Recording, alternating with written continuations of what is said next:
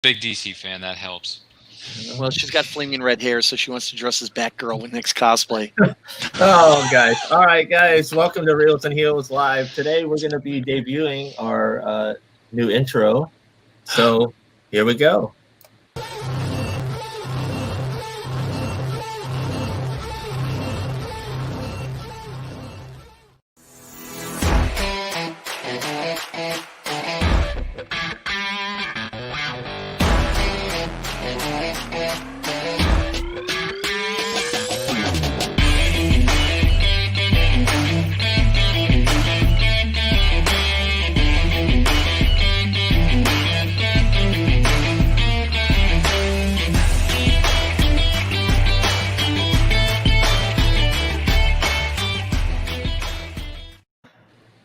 All right. Cool. Wow, there we go. Yeah, our good friend Paul. He made that, and we're like official now. Yeah. Very official. So today we're going to be talking about comic graphic novel adaptations. Lots have been made into TV and movies over the years, and we have a good roundtable here. So we'll go around and have everybody introduce themselves. We'll start with you, Kevin. Okay, well, my name is Kevin Boyd, and I've been a comics fan all my life, collector and fan, and I've done a bunch of things related to comics. So I'm the head comics lead for Fan Expo HQ. So I book the comic guests and arrange the comics programming for MegaCon, Fan Expo Canada, Fan Expo Dallas, Fan Expo Boston, Calgary Expo, and a number of other shows across North America. I also am the co-founder and organizer of the Joe Shuster Awards for Canadian comic book creators. You might tell from my accent that I'm a Canadian. I live up in Toronto, and then I've done a whole bunch of things. I used to be CGC's signature series director for many years, and a former Overstreet price guide advisor. Although I think everybody looks at eBay now for pricing, but just a bunch of stuff. So. And then we have Ryan. Go ahead. Well, greetings and salutations, everybody. My name is Ryan. I'm a podcaster. I have a podcast called The Nerdcast. I review movies past and present, and I'm also a part of a YouTube channel known as Nerd Culture, where we talk about all things nerdy, whether it be movies, TV series, comic books, video games, anime, that sort of stuff. And I'm just happy to be here. So thanks for having me. And then down there we have Jerome. Hi, I'm Jerome Conner. I'm the old fanboy here. I've been collecting comics since '69. I can tell you stories about lost collections and having to rebuild collections. I've been a guest throughout a number of conventions at the Northeast because I'm a known fan. I'm also the co-host of the Saturday Morning Cartoons podcast. And I'm just a basic all-around know-it-all. Go ahead, Roland. Hi, I'm Roland Mann. I am a comic book writer and a former Marvel Comics and Malibu Comics editor. Most people know me because I spent some time editing Malibu's Ultraverse. I edited about half of those titles. I am also a university instructor where I teach creative writing, and I run the small press comic publishing house, Silverline Comics. That's awesome. And I have nothing to do with Kablam. I just realized that, but they print most of my books. So people say I look like Barry, and I'm like, no. I just fly their flag. They print most of my books. And then last but not least, we have Holly. Hello, I'm Holly Intelandi. I'm a comic book writer and editor, and I was also editor of Famous Monsters for a decade. Cool. Famous awesome. Monsters of Filmland. See, we got a good roundtable. Nicole's usually here just to listen to all the stories. Yeah, I just spend my time listening to everybody. It's nice to have another female on the panel. The funny thing is he talks about like all of this, like I should know this list of 30. And so I was in the car, I don't know where I was coming home from, and he was reading me this list of 30, and I went, I don't even know what half of those are. And I felt really bad because I'm like, I'm sitting on this, like on this podcast, and I don't know stuff. But I mean, the ones that I do know, I think are important. So, yeah. hopefully I'll be something besides a face. Well, we can't all watch everything or know everything, so we'll fill in the gaps for each other. So, yeah, I was looking at, a list. I mean, there's so much out there that's been a graphic novel or a comic that's been turned into whether a series or a film. And, there were some of these on this list. I was like, I didn't even know were a graphic novel. So we'll start with you, Roland. With something like The Watchmen, which was groundbreaking and still, I think, groundbreaking. People still buying it up. How did you feel when you first heard that they were turning it into a film? Okay, so you have to understand, I absolutely come from the comic side of things, and I'm not necessarily a film fan or a TV fan or anything. I haven't even seen the Watchmen films. Yes, I know. But part of it is because I like the Watchmen as a comic book so much.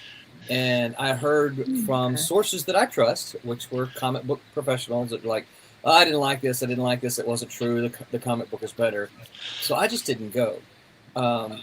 You also got to remember, I come from a day and age where I can remember adaptations being bad. I can remember. Me too. Yeah. Me too. Yeah. I can remember. So I don't get.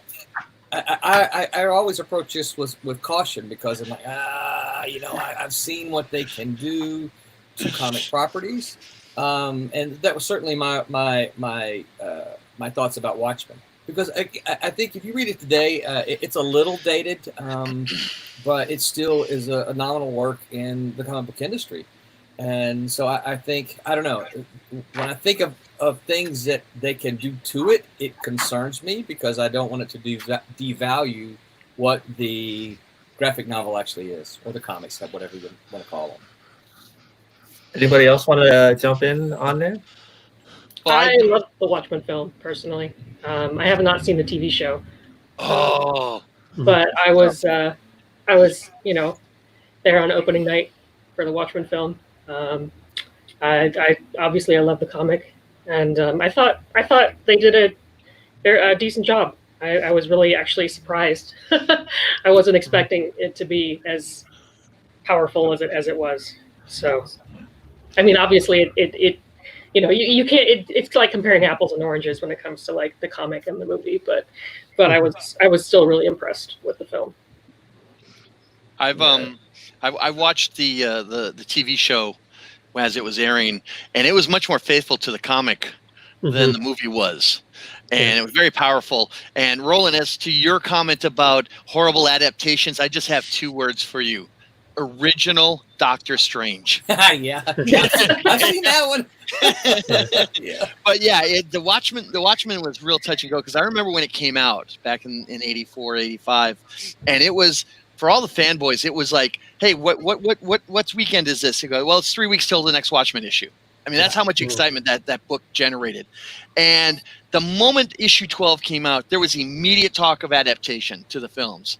I mean, could you? The big talk was like Arnold Schwarzenegger as Dr. Midnight. Yeah, and we're like, yeah, we're not sure we can handle quantum physics quoted in an Austrian accent.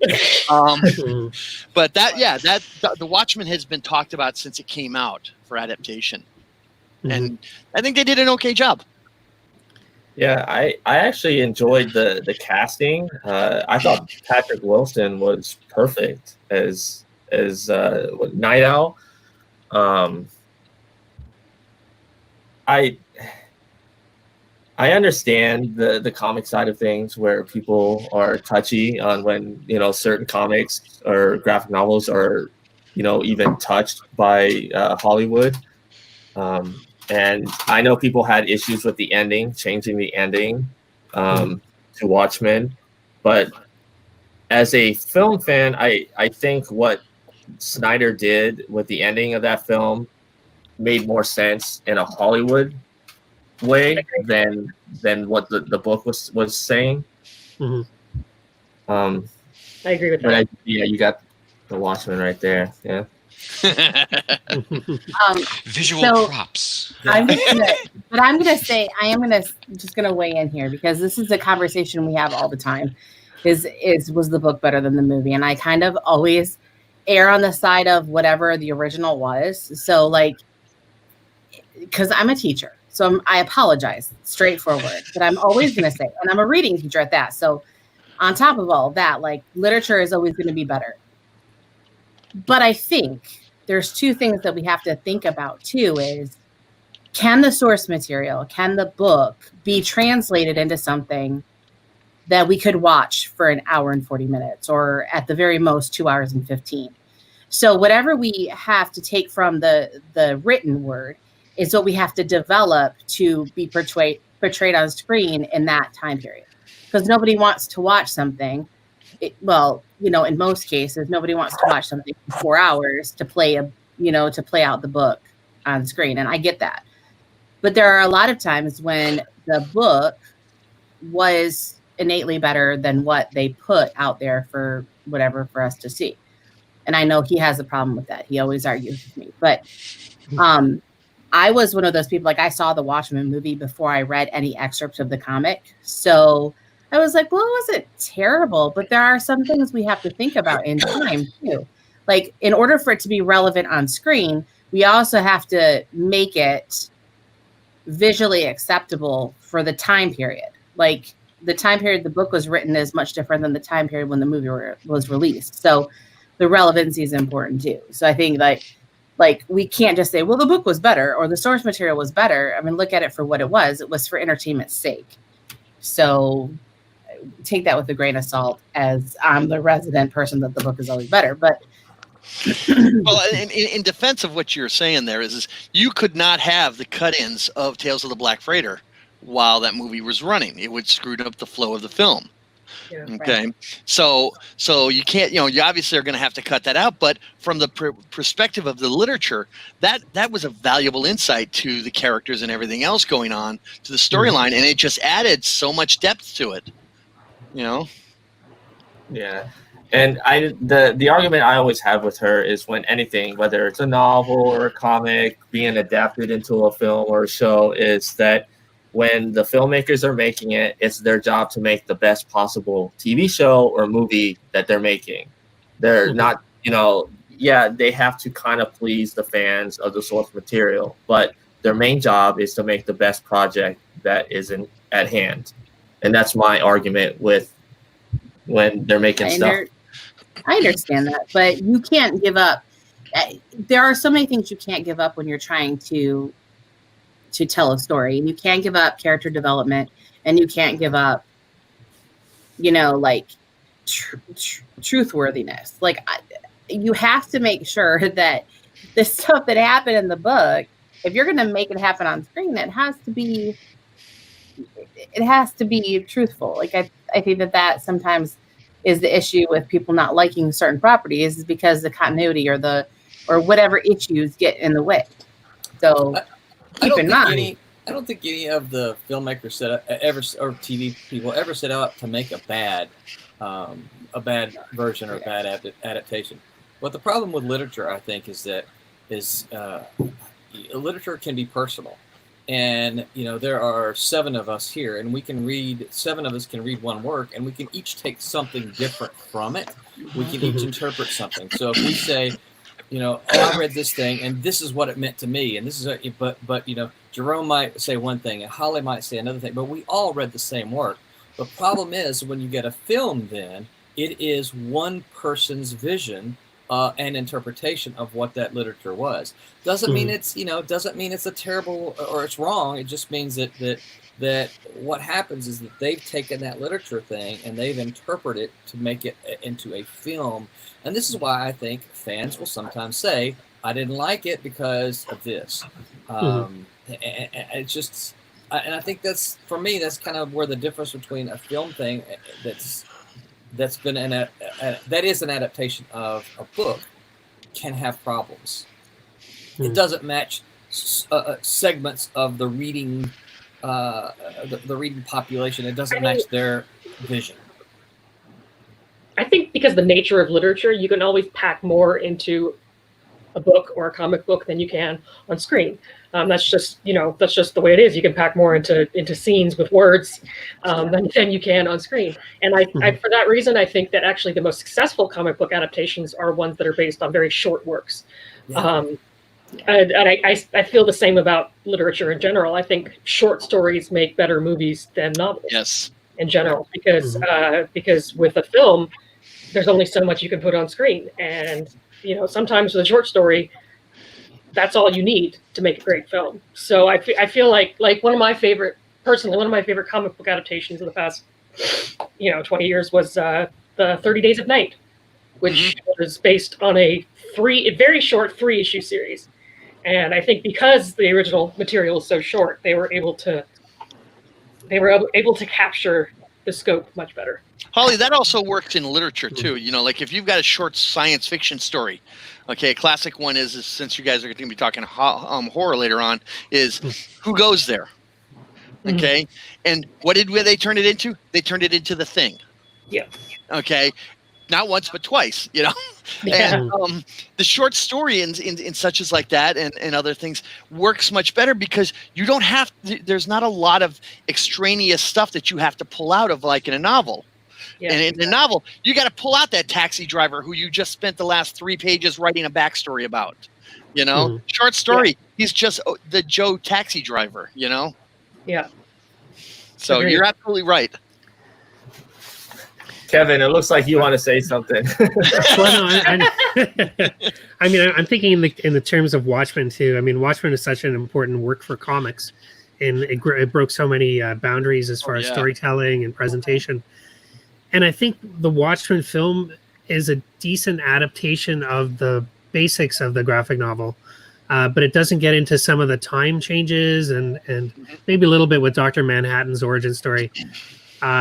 But I think the TV show is actually a much better work in that it was inspired more by the graphic novel in the way that it told the story, and it used television and film in a new way, in a sense, to tell those stories. Each episode was different.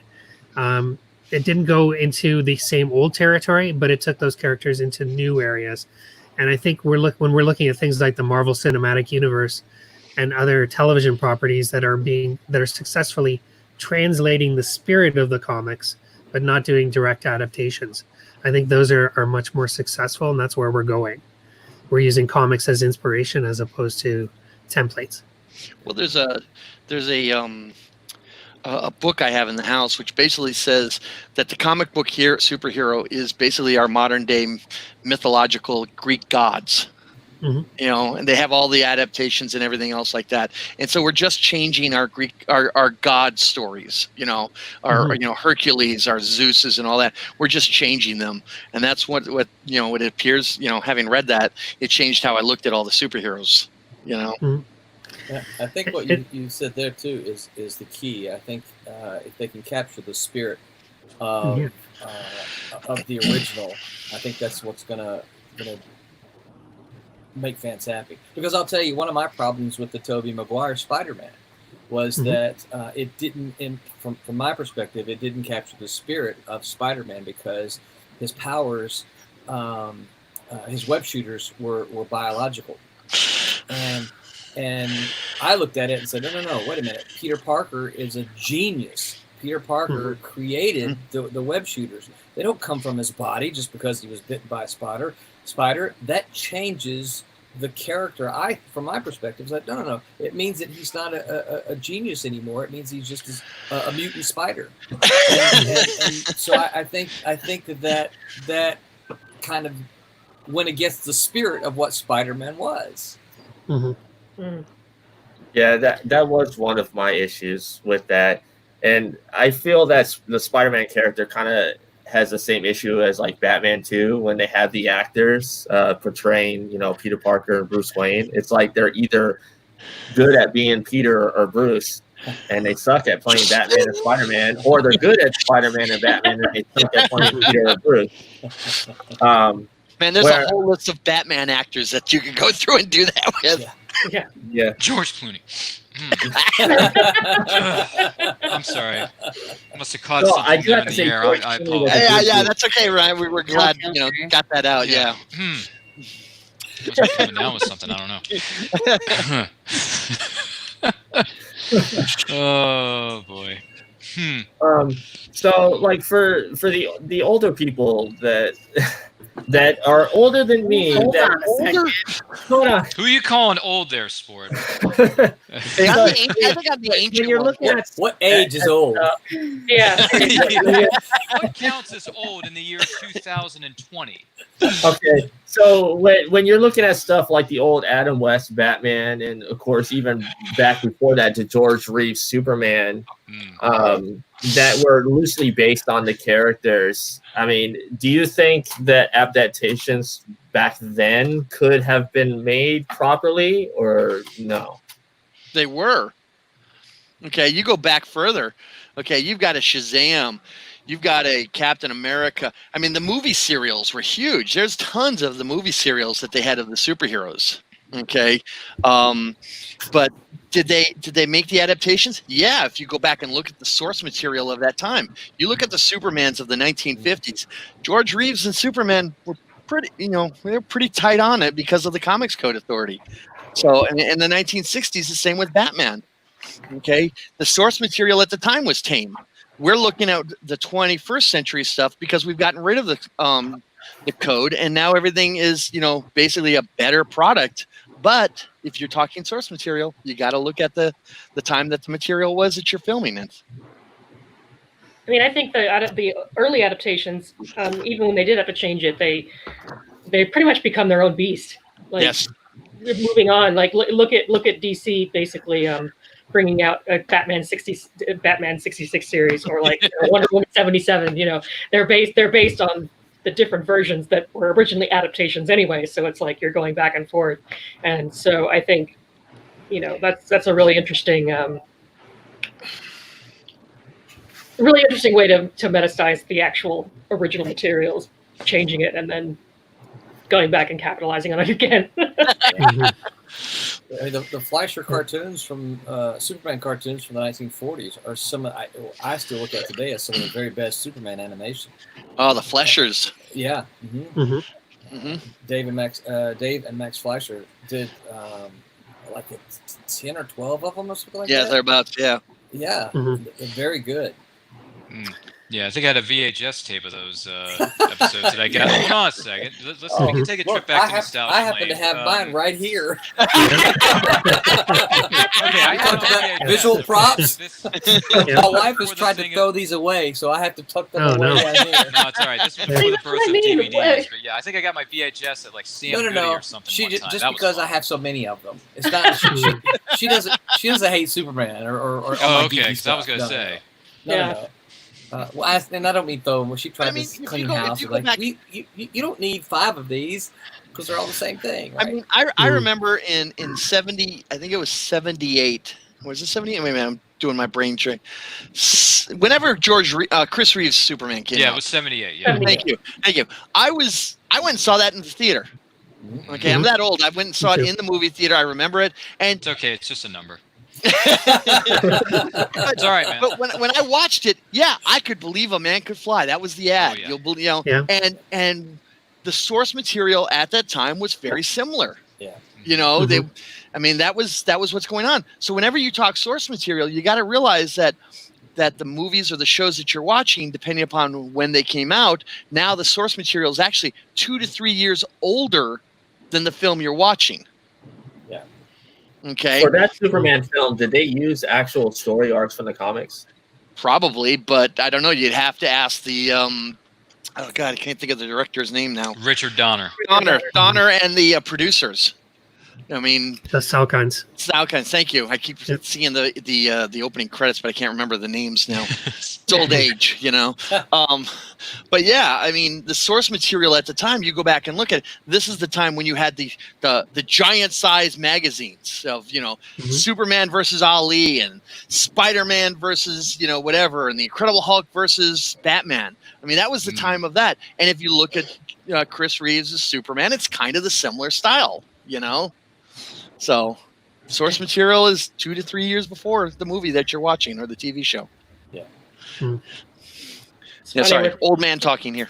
No, it's funny with the Number, man. We're all young with the at heart, Christopher let's Reeve be honest Superman. here. With the Christopher Reeve Superman, I actually watched it. My parents taped it off television, and the signal was so bad that like the entire first sequence on Krypton was like you could barely see what was going on. You could barely see what was going on in the theater too. So you know. And now every time I see like a Blu-ray of Christopher Reeve Superman, I'm like, dude, this looks amazing. Yeah, and back then, you know, what was it? Jarrell didn't say it was Krypton, it was Krypton. Yes. You know, the Brando accent, so you know. Yeah, well, Brando was half trashed half the time when he did that film anyway. That's right. So you know. And he got paid $3.5 million for that. So. Yeah. What was it? Less than 15 minutes screen time? 10 minutes actually. Yeah. Yeah.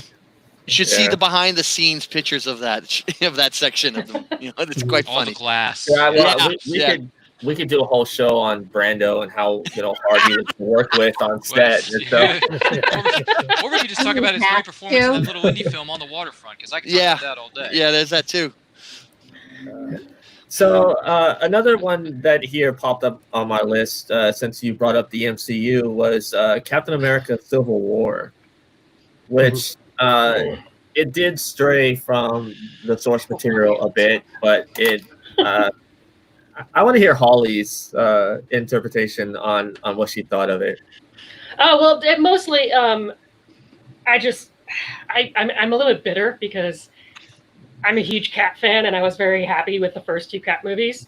And back when those were first being made, people were speculating on what future Avengers story arcs could be, and they always took Civil War as an Avengers arc. So because there are so many other characters in it. So when they decided to basically, infiltrate my Cap movies with so many other characters, I was like, why? Like it just pissed me off. That's why I'm bitter, because I wanted more Cap and less Iron Man angst. But that's just a personal preference. I enjoyed the film.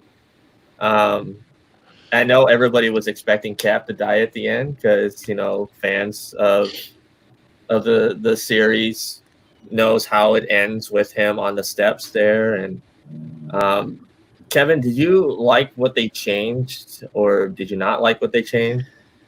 I mean, they kept the Registration Act, but they changed a few things along the way. I definitely liked Civil War a lot, and it's a film I actually watched again this week. There's so much to it, and I agree it's basically an Avengers movie, but they call it Captain America because the Winter Soldier arc more or less concludes in that movie, and it's a driving thrust for why they're assembled in Germany. They're trying to capture the Winter Soldier, and anyway, but I enjoyed it quite a bit. I mean, I thought the acting was fantastic, and I liked the changes. You couldn't really adapt something like Civil War as it is, because the comic Civil War was more or less, you have to be familiar with like 20 years of Marvel Universe history to get to that point. So here you have the cinematic universe equivalent where the government is logically stepping in to shut superheroes down, or at least control them. And I thought that, again, naturally you had the same sides as you would get in the comics. Captain America is against registration, Iron Man is for it. So I don't know. I thought it was great. I had no problems with it, and I wasn't expecting Cap to die, because I know that the Marvel writers try to keep the spirit of the original work, but they're willing to go where they need to for the next piece in the puzzle, and that would be the Avengers had to be split up for Infinity War.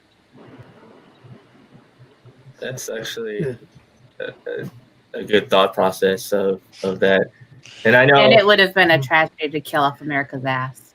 That's true. Just saying. Well, but they sort of ended up warping his character arc anyway. By the end of Infinity War, like, I'm gonna go back and live with be my with girl. Peggy, and it was like, really? Yeah. I mean, I knew they were gonna send him back in time somehow, but And you did it all in the span of less than 0.5 seconds. I don't know how that works. But, Yeah. okay. I mean, it's Just like, on a, what's his name? It's like Ant-Man said. You mean all that stuff we learned about time travel and Back to the Future was bullshit? Right. I thought Back to the Future taught me what time travel was, or the Terminator, or Terminator 2, but I guess it was all a bunch of malarkey, whatever it was. I don't know. Mm-hmm. Maybe I'm speaking in the wrong language. I have no idea what's going on. Time travel? What is that? It seems like every movie that tries to do time travel makes up their own rules. So, Oh, totally. I thought Back to the Future had some really ridiculously good-looking rules, but apparently Ant-Man blew it out of the water. Thanks a lot, Ant-Man. There's a lot of science fiction books that deal with time travel and a lot of rules and different aspects of it. The Time Machine with H.G. Wells. Yeah. I got a better there one are for no you. real rules. It's easy to make up rules. You know, like you can do whatever you want. As long as it's based in some sort of science. yeah. And then so since Kevin did bring up that Civil War was kind of a continuation of the Winter Soldier, which was a change for Marvel because that was like when they started doing the whole like different genres within the MCU, they decided to make a political thriller. And I thought that to me is one of top 5 best comic book films of all time. Best Marvel movie ever. Well, I'll say this about the Winter Soldier. That's also one that most people don't even talk about. This was the movie that sort of legitimized comic book movies because you had Robert Redford in it. Okay, you don't get much more legitimate of an actor. You know, I mean, Natural. you look at. Yeah, but you look at like, okay, who most of our actors are that are the heroes. Okay, up until these movies came on, they weren't really big name actors. The only one that was really a big name actor was Robert Downey Jr. as an Oscar nominee. But he had been Anthony Hopkins. Yeah, but nobody was paying attention to Hopkins in those roles. Okay, but you look at when Iron Man came out. Okay, people thought, why did people say that Robert Downey Jr. was perfect for it? Because they all remember that he basically almost died from alcohol and drug addiction. That's what he was remembered for. He wasn't remembered for Chaplin, okay, which is a dynamite movie. He wasn't remembered for all the other films that he had done. They only remembered him for his addictions. And when he took on Tony Stark, everyone's going, yeah, that's Tony Stark. You know? Yeah. Good redemption story. Yeah. And now he's ultra rich, like Tony Stark. He's a billionaire playboy philanthropist. Yeah, there you go. He is Tony Stark. Yeah, Literally. But so Winter Soldier comes along, and you've got all these fairly big name actors in there who are basically what Hollywood considers legitimate actors versus guys like Chris Evans, who we all love and adore as Cap. But Hollywood doesn't consider these guys legitimate actors. They just go, okay, you're just blockbuster movie guys. You know, you're not somebody who knows how to articulate an emotion. Suddenly you get Redford, and now you've got legitimacy across the board, and now you have everyone else showing up. I mean, you know, Ben Kingsley, you know. Yeah. Yes. Bucky has a lot to say about this. He is literally named after the Winter Soldier. Good name. Yeah. Yeah. So I see you have this one circled. You want to talk about that one? Well, no, I When don't, something but- is circled, it means it's very serious on anyone's docket. Yeah, we got to be serious now. Well, mostly because it's 100% my favorite comic of all time, but it's also one of my favorite movies of all time. Oh. And minus the subsequent sequels that came after it. But JBauer's The Crow. Yes. Oh yes. I knew you were going to say that. Oh, Because I completely Brandon agree. Lee. Yeah. I mean, like from a standpoint of just the art all by itself that stands alone, the power in the art itself, to have it transfer on screen, as I don't think you can replicate the power of the art, but I think it was a very nice adaptation to see how beautiful They tried. the darkness could be. I thought it was pretty cinematically. I thought it was like the lights were light and the darks were dark, and I thought it really worked really well together. But you know, you can't transfer JBauer. I don't think you can transfer JBauer to the screen. Oh no. As it should be. But I thought that the writing was pretty good, and I didn't. I mean, I love Brandon Lee. So like that aside, I mean, think about somebody who didn't get to be a legitimate actor. I mean, that was going to be his. Yeah. I mean, that was going to be breakout.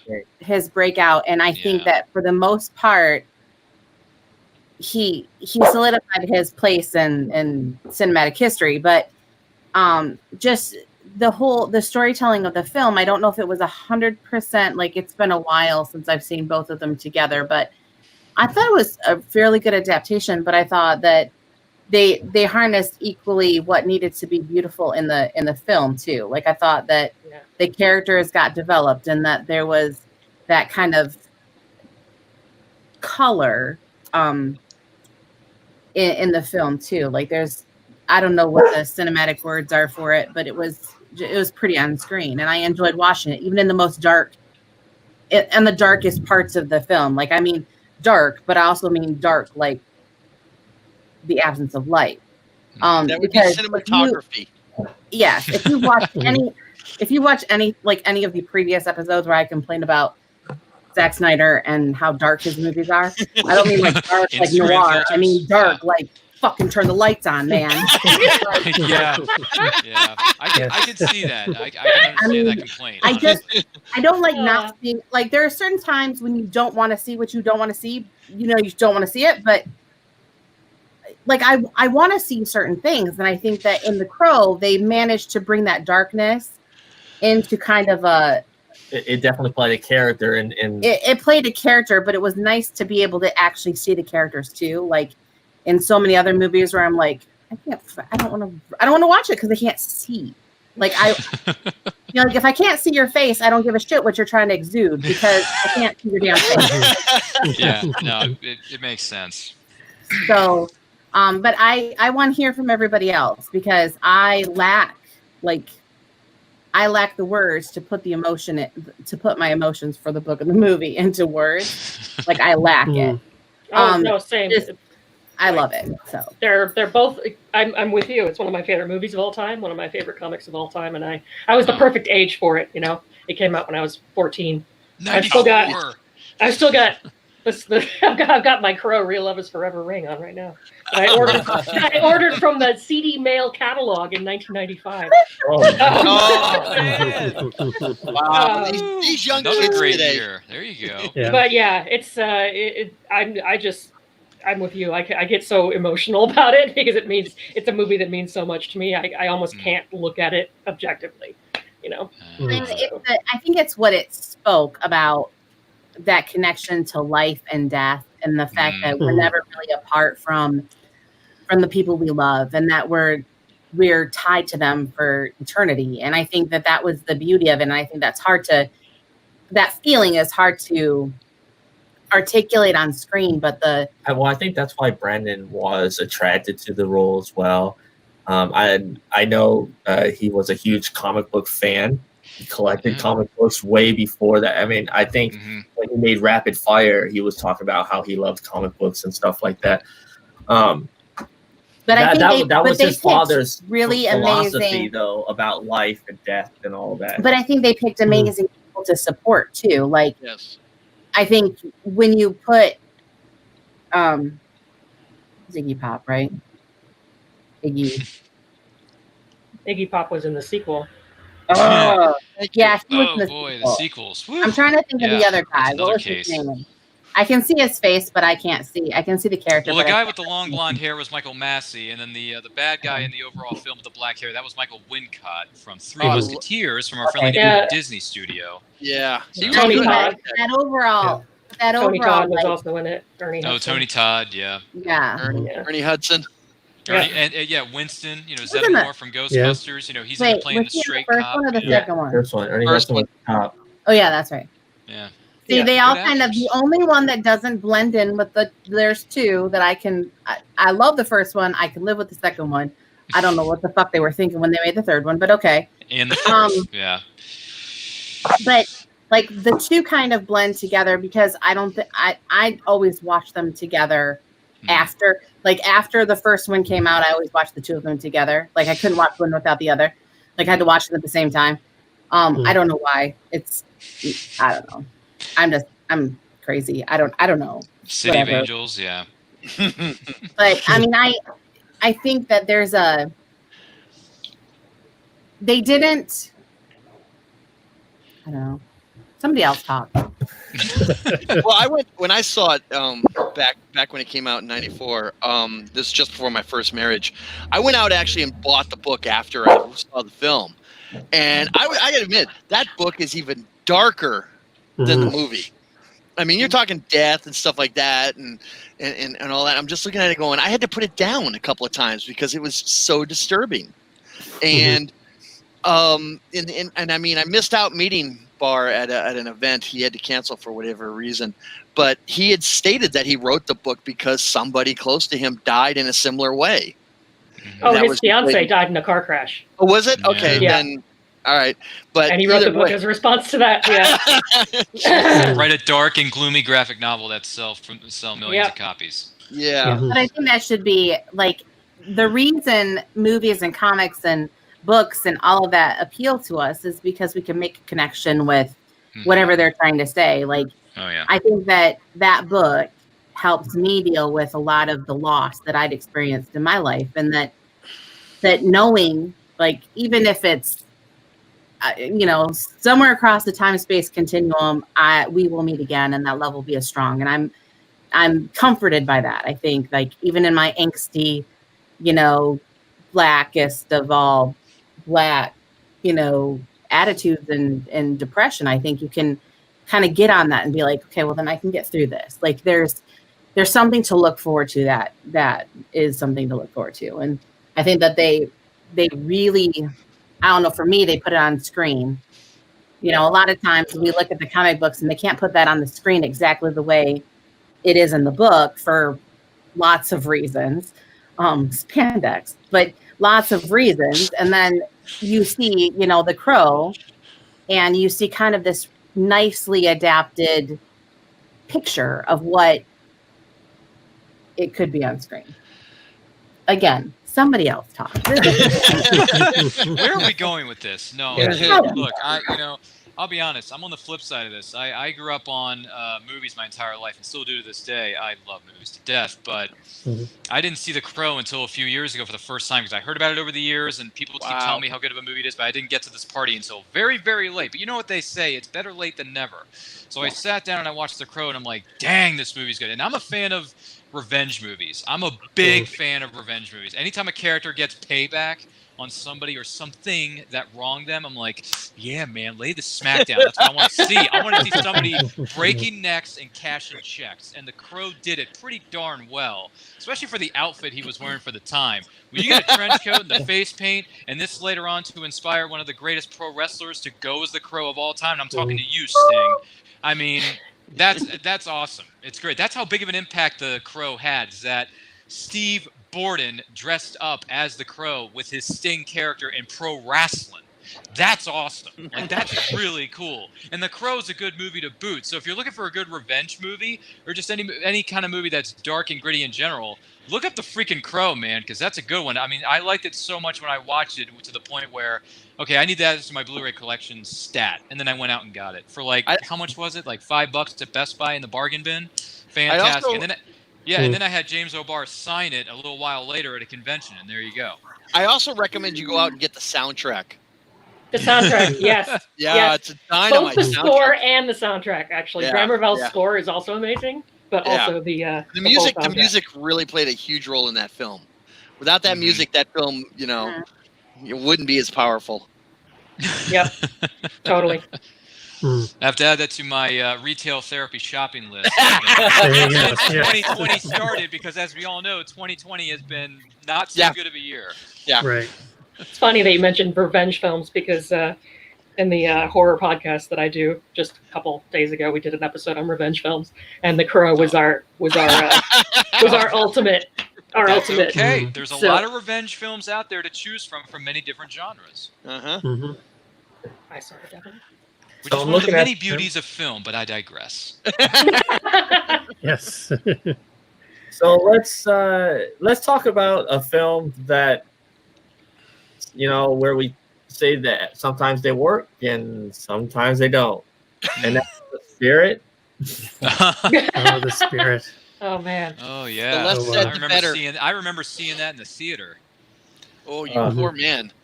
Hey man, I was psyched from the trailer, and granted, I was a bit younger than I am now. I'm a lot wiser of a man than I was. Yeah, when I was saw a it in the much younger theater, too. person.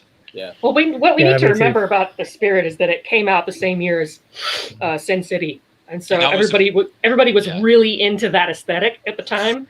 So they were Mhm. like, oh, we can make this movie and have the same aesthetic, even though the characters and the plots are totally different. It didn't really make any sense. Yeah. So Mhm. I've never At least- actually been able to finish it. Oh well. Oh, really? Yeah. Yeah. That's okay. At least the lead actor of that movie landed on his feet, and I'm talking about Gabriel Macht, who went on to play Harvey Specter on USA Network Suits. So good on him. Yeah. Well, I mean, there was also they made that TV pilot movie, I think, in the early '90s or Oh. whatever. With And Flash they never- Gordon, right? Sam Jones was the spirit in that, I think, right? Was he? I Oh, gotta go wow. look that up. Oh, I really? gotta look that up. I've never I Yeah. didn't even seen know that this one. existed. Yeah. Well, I believe it's on the DC Universe app. The No. yeah, it was horrible. And I think we know why. Yeah. Uh-huh. Let's see here.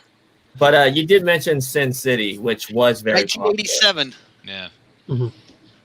Yeah. I love Sin City. I think it's great. Yeah. I'm in the minority. I like both films. A lot of people trash the second one, but I like the second film. I like both. I gotta say, Sin City doesn't really hold up to multiple viewings, in my opinion. You know? I like it when I'm having a nasty day and I need some revenge. That movie contains revenge plots. So Another revenge film. There we go. turn Yeah. on Sin City or Sin City: A Dame to Kill For, and then you can just watch those films and enjoy yourself. Is it because Frank Miller, like a lot of his work, might not translate well to film? Is that what you think the issues are? Oh, I think it's the opposite. I think Frank Miller is very cinematic, and I think that's why Sin City is memorable, is because it's literally an adaptation, shot by shot, of some of the panels from his comic, Yeah. with especially with the cast, use of the too. color and the spot. Yeah, but I But the think cinema. Go ahead. I'm sorry. oh, sorry, I was going to go off and on about the spirit, but let's stick to Sin City. But the cinematography of the different, basically short stories, basically Mhm. made that film unique. Okay, I mean, if you look at the Yellow Boy one and how that Yep. one is shot, and you look at it, and then you go to any of the other ones, each one, the cinematography is a different setup, and you get a feel that you've got a different film. Was it like 5 stories during the whole thing? Mhm. You I got think 5 in different both stories. films. Yeah. Yeah. Yeah, and that added to its uniqueness that people really liked, because it was something new. It hadn't been done before. Yeah. Mhm. Yeah. So- I mean, it had a pretty decent cast as well, I thought. Oh, yeah. Stacked cast. Are you Yeah, kidding it was. me? Yeah, it was dynamite cast. Yeah, Dynamite's one way to describe it, but yes. Well, and Robert Rodriguez even gave Frank Miller a co-directing credit Yeah, he Because did. of- On because both of the them, yeah. direct Yeah. adaptation. So hmm But then you also have Miller's 300, Oh, which is I also love that very one. cinematic and That a was when great it was first adaptation of his. introduced to Zack Snyder. Mhm. Yeah, I love 300. I think 300 really captured it. And ironically, 300 is actually a sort of remake of a previous one. Miller himself has stated there was a film that he saw that was basically about the 300 as a kid, and then he went and wrote the book, and then they did the, I'd have to go look that up, but I saw in an Yeah, it's, interview. the 300 Spartans was Yeah. the movie, Yeah. I believe. Yeah. Yeah. Mhm. And so, hence we have a remake of a book. Yeah. yeah, I mean that's transformative. That's the way it works. Like a remake of an adaptation of an adaptation of a remake. Yeah, Well, there's remake wasn't of a that- remake of a reboot and a sequel. I mean, there's so many lovely words that Hollywood likes to toss around. I'm telling you. Mhm. Wasn't that the film that also introduced us to Gerard Butler? It was indeed. It That was a was. nice break.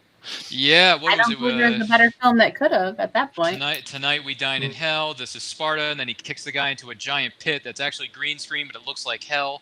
So And then he went off and did a bunch of cheesy ass romantic comedies. And I was like, what are you doing? I saw one of those in the theaters, and it was horrible. It was Oh, horrible. God. He saved the president, so you know, well, whatever. 3 times too. 3 Yeah. times he saved the president. 3 times. He got the trilogy, and then he did his Geostorm, and he did what else did that kid do? Oh, I mean, jeez. he did one too many of everything. So I haven't seen a lot. And Gerard, if you're watching this, I haven't seen all of your work yet. So don't come at me, man. But you gotta kind of give, like, I wanted to just go back to like Sin City for a second though, because there are certain people that can adapt a certain kind of book to the screen. Like, I think that the way Sin City was adapted and then shot is what made it a successful adaptation. I mean, like Robert it Rodriguez is fantastic. it was phenomenal. And then I know that they tried to, you know, duplicate it in so many other ways, but like it was phenomenal. And so you paired the right, you know, you paired the right wine to your meal. Like you put them together and you made it happen. And I think that that's sometimes what we don't get is that, you know, it's lackluster when you fall short and you see here like, okay, what do you mean Batman has nipples? Wait a second. Like, George Clooney. Hold on. Batman's always had nipples. You paired the wrong people together. Like, Yeah, George Clooney in the wrong movie. I don't know what he was doing there. Arnold Schwarzenegger, even more so, was in the wrong movie. So They yeah. had mortgage payments. Didn't you know that? No, I didn't actually. Someone didn't inform that until just now. But yeah, Arnold was horribly miscast. Oh yeah, that was ridiculous. George Clooney was too, because he can be good. Like, he's great. in Oh yeah, Dusk he's Till fine Dawn. on ER because that's one of the best medical dramas ever made, arguably. But you as Batman, I'm sorry, Georgie boy, but that doesn't cut it in my world. Yeah, but he makes a pretty good Bruce Wayne. Again, back to the can you beat Bruce Wayne or Batman? Yeah, You know? Yeah. yeah, kind of, but not enough for me to watch 2 hours of it. I'm sorry. Good George. point. Yeah, good point. Yeah, I can't Yeah, do it. it was Georgie pretty. It was boy. pretty terrible. That was a tragic theater experience. You want for to me. talk about worst comic book movies of all time? That'd probably be at number 2 or number 1 on a lot of people's lists. Yeah. Batman and Robin? I Yeah. really Yeah, that feel one. like Chris O'Donnell got the short end of the stick Yeah. because you had to be next to this guy and not only donned in a suit with nipples, but you seriously, like, you What know, about poor Alicia Silverstone? It killed her career. I know. I feel so bad for her because she was so good in Clueless, man. But this movie killed her career. It's so sad. Well, I feel bad for like- her at times. Like certain people got catapulted though. Like I think that, you know, like yes, Jim Carrey was a bad choice for the Riddler, but he did do a He's lot of my other Jimmy, stuff though. He's my outside of Jimmy. it. Yeah. And you know, like I still curious what Robin Williams would have done in that role. Would have been a totally different movie, that's for sure. They would have probably would have had to have fired him because he improvs more than Carey does. Yeah. I just Yeah, feel but like If you want to see, you know what Robin Williams was like, go into YouTube and find all the outtakes from him doing the genie of Aladdin. Oh my gosh. They had him they're on record the it before Blu-ray they. too. Yeah, they Okay, he literally just went off, and then they went and animated it For like on 80 top of minutes him. or whatever it was. Yeah, Hilarious. yeah, and he was known to riff, you know, like crazy. I mean, you know, some of the stuff from Good Morning Vietnam is huge, is all ad libbed. Yeah. Mhm. Oh wow. I still think you're only as good as the people around you though. Like I think of it Yeah. if you're good and the source if the stuff you're reading is good and then you're good, then you catapult other people, like you bring other people up. Mhm. If everybody sucks, then you know, dear God, I mean, you know, you get Batman and Robin. you Oh, talk about Rising Tide, you right? talk about Jim Carrey. You know, Batman Forever just turned 25 years young on Tuesday. So Mm. Wow. you know, I wish people I would feel stop old. posting the picture of the Michael Keaton Batman Forever suit because they were planning to do the third movie with Michael Keaton, and someone keeps posting the picture of what the bat suit looked like if Michael Keaton would have done Batman Forever. And it's hard. Jeez. I think it depends on what you want to tell. Like you know, like you can't compare. Well, we got you what we wanna got tell because of Joel Schumacher. is what you should have told. Two different was, filmmakers. This is a guy, a vigilante that moonlights as a rich, Billionaire? like a playboy, because Yeah. the real personality of Batman is Batman. Yeah. The scorned child, the revenge-seeking vigilante. That is the real the real person. Yeah. The mask he puts on is Bruce Wayne when he's so wonderful to everybody and, schmoozing all the people at the benefits and shit like that. That's the mask. That's the person that's his alter ego. So I think that if we started telling people that that's how they should play it, maybe they'd play it correctly. Well, if you go read Frank Miller's Year One, okay, it talks all about that. About basically that first year of when Batman eventually is still trying to be Batman. He hasn't gotten the suit on yet. He's going out there doing the undercover cop trick, whatever, and realizing it ain't gonna work. And then he realizes he needs the mask, and he realizes Bruce Wayne is his mask. That's what the new film is actually supposed to be loosely based on. So, Year One. And What everyone's thoughts on the Nolan trilogy. Sold on Pattinson. I'm sorry. I mean, I think he's a good actor. I don't know. Well, he's got that billionaire pre-boy look for Bruce Wayne. Yeah. Sure. Yeah, we just got to wait 5 or 10 years until the film comes out. There's a little thing called COVID-19 taking over. Yeah, exactly. So by the time the movie comes out, he'll be 40, and then he can play Dark Knight Returns version. No, I'm kidding. You wait another 10 years, Robbie, and then you'll be able to play Dark Knight Returns that Batfleck tried to do, which I thought he was all right in BVS. Justice League notwithstanding, but BVS. I mean, that warehouse fight, him tearing people's necks to shreds and breaking necks. I mean, I gotta admit, I liked Affleck as Batman. I thought he did a pretty good job at it. I really liked his version of it in BVS. I really did. Yeah. Yeah. What are everyone's thoughts on the Nolan trilogy? Awesome. I hate Christian Bale, so I don't. Wow. Lame. I'm sorry. Wow, I love that. I have an unpopular opinion. I actually think Batman Begins is the best of the three. No. I'm with you on that 100%. Yeah. As long as you don't say the third one is the best. Batman Begins is still the top of the line. It's the Rolls Royce of that trilogy. The third one is probably one of the worst movies ever made. Which one? Which one? The Dark third Knight one. I don't even know the name of it, but the third one. Dark Knight Rises. Yeah. That one. Oh, I'm in the minority. I really Poor Tom like Hardy. Dark Knight Rises. I really like Dark Knight Rises. I think he redeemed himself, though. I think he found other movies that redeemed him. I ain't worried Are about you that. referring to I'm just Nolan talking or are you about the referring movie. to That was Bale? You're talking to one of the worst No. movies I've ever seen. Tom Hardy. Oh, yeah, of course. Okay. All right. Dude, Tom Hardy can do Like I anything. said, I love liked that him in guy. Dark Knight Rises, but I'll be in the minority. It's okay. No, I'm about to just blow everyone's mind. This is what I think of the three films. Great Christopher Nolan films, terrible Batman films. I don't know. To like each it. their own, Brian. That's To a take. each their own. Yeah. Seriously, I'm a I big don't think defender they of were that great trilogy, Batman but films. that's all right, man. Yeah. I'll let you be in your little corner and See, the have your fun. problem I had with the success of that trilogy was Warner Brothers and DC Comics decided all the DCU has to look like the trilogy. So Yeah.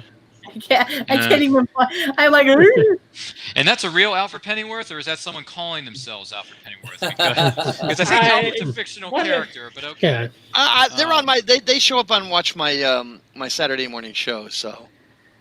Oh, that's Well, fair enough. that comment actually, Heath Ledger Joker. It's interesting because I remember when Heath Ledger was first cast as the Joker, and all the whiny fanboys were like, I "No, was freaking out. I was freaking out. no, we Like, can't have get Heath Ledger as this the guy. Joker." No, I had well, my but- doubts. He's And Austrian. now, then he did that, and now he's like the standard. So that's how I feel about like Robert Pattinson Batman. I mean, everyone's like, See the "No, movie Robert and see what Pattinson," happens. but watch No, everything I think he's gonna after do it. Twilight. I Mark think he's gonna Hamill do is it. still the best Joker. Fair Mark point. Hamill. Oh, well, Mark Hamill. Yeah. yeah. I mean, that's fair. I mean, he Boy. terrified me as a child in Mask of the Phantasm when he grabbed Arthur Reeves and he said, Yep. "Makes you want to laugh, doesn't it, Arthur?" And it's like, whoa, like that's the devil looking right into your eyes. I'm serious. Like that is literally what the devil would look like looking into my eyes, saying, "Makes you want to laugh, doesn't it, Arthur?" It's like, it's. Whew, man, that was cuckoo for Cocoa Puffs, but it's a great movie. So I'm No glad we're question. not live because y'all would probably throw stuff at me. I think the Uh-oh. best Batman movie ever made, Lego Batman. You know what? I don't think it's a really good movie. I just don't think it I was love that movie. I really enjoy that movie. Like, it's hilarious. To me, it's better than the Lego movies. But Well, man, somebody said There's so many in jokes in that thing. It's so yeah. funny. one of the critics on one of the reviews I was reading on that movie said the first part where you see Batman going home alone and doing the microwave, it was such a serious take on the character of Batman. You know, that it's like, this shouldn't be in a kid's film, you know? This is serious, scary, you know, psychological stuff, you know? Yeah, wearing a bathrobe, cooking up his chicken. Alfredo, take this. You know, it's like, so, all right, and then he walks up to the Batcave and he's like, all right, password, please. Iron Man sucks. It's like making fun of the MCU. I'm telling you, yes. best Batman movie ever. Oh, and what about the number one song that it recorded, That's right? fair. That's fair. Oh God, help us all. Lego Batman movie. That's a movie for you. Yep. Listen, I like that movie so much. I can't, because it was a father-son thing, right? I went to go see it with my, because I'd never seen the Lego movies at all. But my son had seen Everything is them. awesome. Yeah, and so I said, hey, Brett, right. let's go watch this movie. My son's Brett, and we were in the movie, and I am laughing. And at one point in time, he leans over and says, "Dad, chill." I'm laughing so hard. So I come home and I start telling my wife about the movie. I said, "We're going to see it tomorrow." So I take my wife to the movie the next day. And she's literally, now she doesn't appreciate exactly the same kind of humor that I do. But there were moments in that movie that she's laughing out loud. I'm like, okay, see, this is the best Batman movie ever made. She still laughs out loud when they're in the prison and Batman goes, bam, bam, bam. I'm sorry. It's just No. I am not arguing. We're with talking you about at all. comic book adaptations. Batman is a comic book character, so why not talk about his whole smorgasbord of movies that he's had over the course of 50 years? Jeez. Yeah, I gotta say they picked the right person to do the voice of Lego Batman. Oh, Will Arnett is just. When he shows up in Lego Movie, I'm like, give me more of this Batman. Oh yeah, that was hysterical. Throws the battering 50 sometimes. Yeah. First wham, time. wham, wham, first try. Good. Don't worry about anything, folks. I'm here. Batman? Oh my God, it's Batman. I'm the man. It's just. There's so many good lines in those movies, folks. Look them up on our Friendly Neighborhood YouTube, and you'll die laughing. Yep. All right, so let's jump to, I believe it was 2004. Yes, let's jump to all kinds of movies that I don't know anything about. Okay. Yeah, what did happen in 2004? That was so long ago for us young folks Sin here on City this was panel. 2004. Don't start you on Wicked I was 24. I don't know what you're talking about. So was I. Okay. I was like, what was I doing? All of the 2000s. Like, what the I hell was still in I high doing? school in the 2000s, so yeah. So in 2004, we got A History of Violence. Oh, Yep. Oh yeah. yeah. Aragorn, Viggo Mortensen, yeah. Vigo, yeah. Yes. Viggo, yeah. And it's funny that a lot of people still don't know that that's a graphic novel. Uh-huh. Mm-hmm. Well, yeah. I mean, there are a lot of. I feel like there are a lot of movies that come out that people are like, "What? It's a comic book?" Like, I agree. Road got to that deer in the Perdition, for headlights example. When the Secret Service movies came out, the Kingsman movies, Kingsman, nobody realized yeah. it was a comic book. Or Atomic Blonde, also based on. Yeah. Really? I didn't know that one. But Yeah, based on The Coldest City from Oni Press. Yeah. Okay. And I think Wow. that's because, I think we as comic geeks, right? We live in this world and we just assume, everyone knows this. But we forget how small the comic book industry actually is. Yeah. To me, it's obviously you can see right what I'm surrounded by, but to me, it's like everything.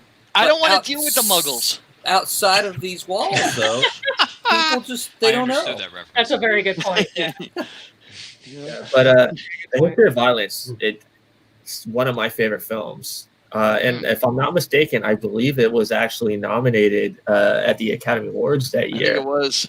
I think it did get some Oscar buzz, yeah. Is it Best Picture or Best Actor? Or I think both. so I can't remember. Maybe both. Maybe 3 of the 4. I don't know. The Oscars, what is Like I it? said, I don't know what the hell I was doing in the 2000s. The Yeah, but what about- 2000s were all blur. Yeah, but what about the movie that came out 2 years before that got a lot of buzz? The Road to Perdition. Yeah. I was Didn't gonna even know that was That's on a the list, graphic too. novel movie. Yeah, No that's idea. Tom Hanks, yeah. Yeah. The Tom Hanks. Yes. The Tom Hanks. Yes, sir. That's Very good Mr. movie. Tom Hanks. Yeah, America's dad, as some people call him. Yes. Yeah. Yes. Yeah, I when they're talking about all these celebrities and when people are digging into their past or whatever, and like someone said that when they try to dig into Tom Hanks and they find something that their world is going to end, and it's like,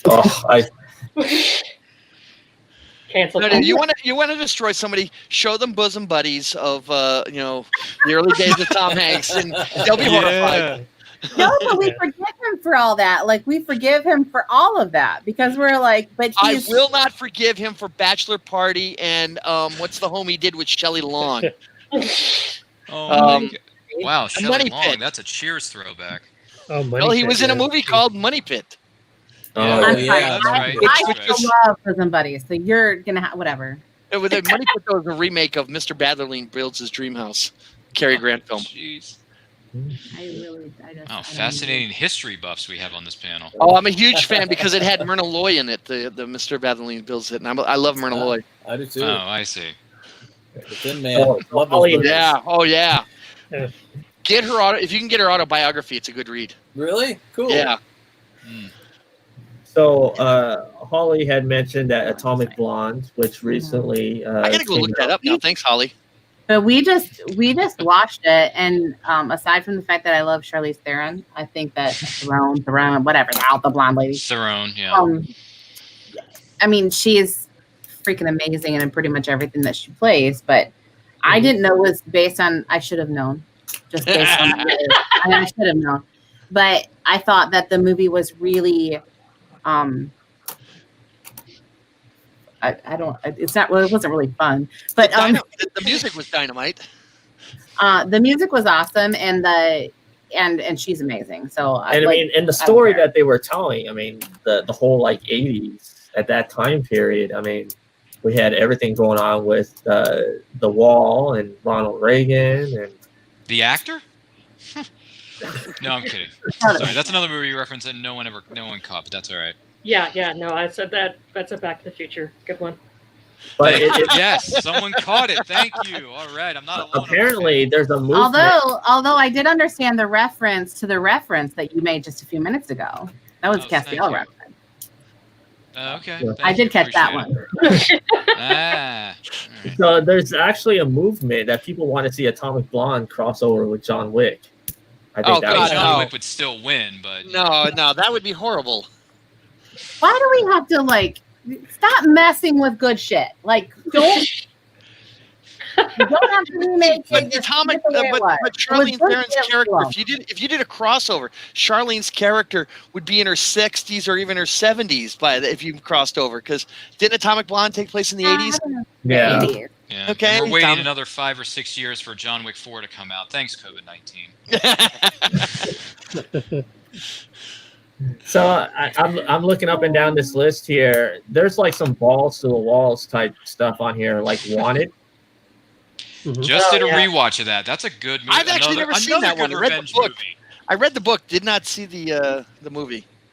Yeah, the movie had I like Chris the movie. I Pratt can't comment and on the book, but I like the movie. McAvoy and Yeah, young Professor Xavier. Yeah, What's her What's her name? the one that you don't Angelina like. Jolie, Angelina Jolie. Angelina. Yeah, there you go. Well, I don't want to aka watch OG Tomb Raider. Yep. it. Sorry. Unpopular opinion. Yeah. I hate Angelina Jolie. But Wanted showed up wow. and then disappeared fairly quickly. I mean, it's been Yeah. kind of forgotten. Yeah. Yeah. Which is I know sad because people Wanted's a wanted darn good movie.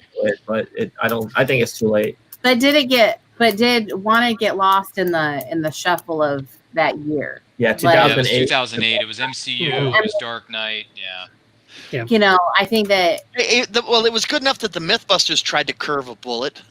Yes. Oh, did they? Yeah, you That's can't curve a bullet. popularity But- right there. If the Mythbusters do it. You can't But curve you- a bullet. They proved you can't curve a bullet. But you can do it in the movies because it's called movie magic, kids. That's right. Right. CGI is your friend. Movie magic. Now you talk about radical departures from the source material. Wanted is very different from the graphic yeah. novel Oh, very Yeah. much from what I've heard. because the graphic novel is all about the villains won, and they've basically changed reality, so there are no superheroes. And the Wanted movie is basically they're just assassins that curve bullets. What's funny? Fraternity of assassins. What's Yeah. funny in the book, okay, and you guys are going to love this, is that in the book they talk about after they had changed everything in 1984, which was when Watchmen came out. That's why they chose that time frame. Was they talked about the scariest man alive was a B rated movie actor now. And that's who they were talking about, Batman, and how they had talked about meeting the guy who was really Superman, but he's also an actor. Yeah. Yeah, how they changed reality, and it was very funny, those subtle references in the book. You know. Yes, I should. Oh. So you're telling me I should try it? I don't know.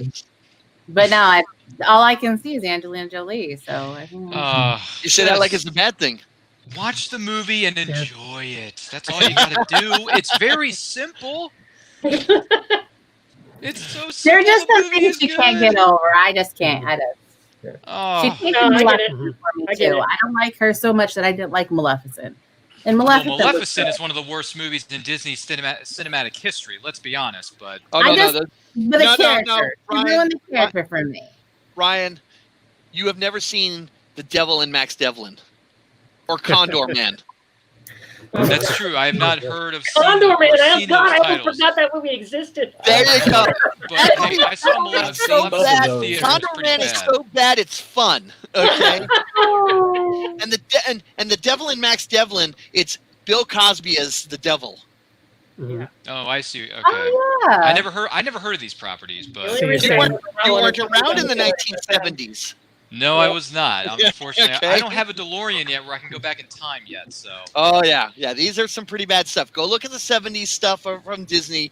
Trust me, Maleficent is Shakespeare compared to some of that stuff. Okay. fair enough. Even though Maleficent was on my worst of that year list, but that's fine. You haven't suffered yet, my friend. Well, I've seen some bad movies, but you know, I'll take See? your word for What it. I'm telling you is that Maleficent might have just been because it was Angelina Jolie.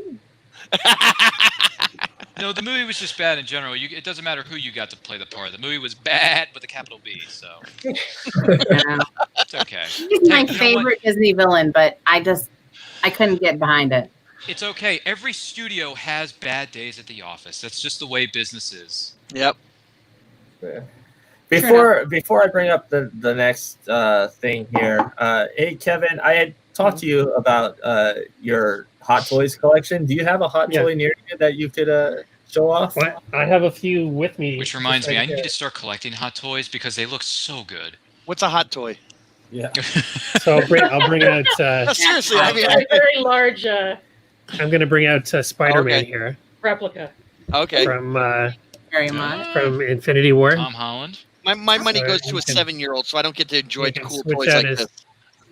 You can switch out his head and put the mask on. Oh, that's really cool. Yeah, I gotta most get one. Hot Toys have switchable. I hear Hot Toys Yeah. are really, really good stuff. I got to get myself one Yep. of them these days. Wow. I have a ton of them. And then I also have Iron Man as well from Infinity Oh, War. jeez.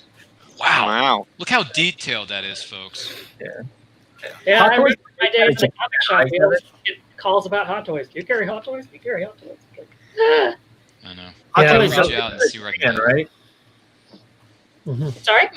Hot Toys is based out of Japan, and they sell here in the States through Sideshow. Is that right? I think. I think they Uh, do sell through Sideshow, but Yeah, I think they're Hong Kong based. Hong Kong. So China, yeah. Yeah, it looks like Um, I'm looking at it right now online. Yeah. Yeah, Sideshow's got some really good stuff. One of them I want to get pretty soon is the John Wick one. Yeah, and the Oh, sculpts it's a great on figure. all- the sculpts, like they actually look like the actors. That's how detailed they are. Oh, Batman toppled Man over. overboard. Oh. No, I'm kidding. So I've got Nice. a little Ben Affleck there as well. As Heath Ledger says, now there's a Batman. Yeah. There you go. See? I couldn't help it, fell guys. off I the couldn't base. help it. Jeez. So- I got to get my hands on one of these John Wick's Hot Toys or Sideshows, man. This is killing me. Yeah, I have the John Wick. It's a great figure. So many little things, and it has like a ton of accessories. So You get a packet of Hashtag gold jealous. coins and Yeah, that's the great Shotguns thing and- about Hot Toys. They come with a whole bunch of different things. And I'm a big John Wick fan, so I need to get my. I gotta, never like, would've noticed. Like Gordon says in Batman Begins, I gotta get me one of those. So this is That's very true, Willow. That's very This true. is what 'cause I'm these Hot thinking. Toys cost a few arms and a few legs, so Yeah. They're what really is this funny thing you speak of? it's very true. No, I work Sideshow. comic books. There's no money in comic books. No, there isn't. With Sideshow No. Collectibles, there's payment plans. That's why I so- teach. Okay, I teach and I still don't have money. So 80 days in quarantine with my children, and $1,600 in groceries just to feed them for the time we've not been in school. I'm unemployed, so you know. Oh, sorry. I hope the gift gods will bless you with a hot toy or Sideshow collectible one day. That's all I can say. I have. Or some. that guy, if Not he wants to ones buy I one for want. you, he's more than welcome to it. All right, Start so let's, passing the hat. Yes, sir. Well, let's talk about the wife's getting mad about whatever that you're collected. Like, I'm okay with him collecting, but I don't think you should have to join a group to deal with it. And it's not even comic books. Like, we have 1 million comic books, and that's not even what bothers me. What bothers me is the 10,000 DVD or Blu-rays we have, and the probably 600 pop. I feel that's probably more than what we have, but the pop figures we have. Those Funko Pops can take up a lot of space, people. Yeah, I'm that's just why telling I you. didn't get into those. Yeah, I only have 3 of them. I have 4, I but got yeah. into them for a little bit, and then I realized they're taking up too much space in the man cave / house, so had to sell some of them, which I'm in the process of doing. I call them the modern day Beanie Baby. Oh That's man. exactly what I call them. I was like, when is the bubble gonna burst? When Yeah. are people gonna stop with the pop vinyls? But it hasn't stopped yet. I mean, to my left here is Go on my entire forever. wall of DVDs. You know, There you go.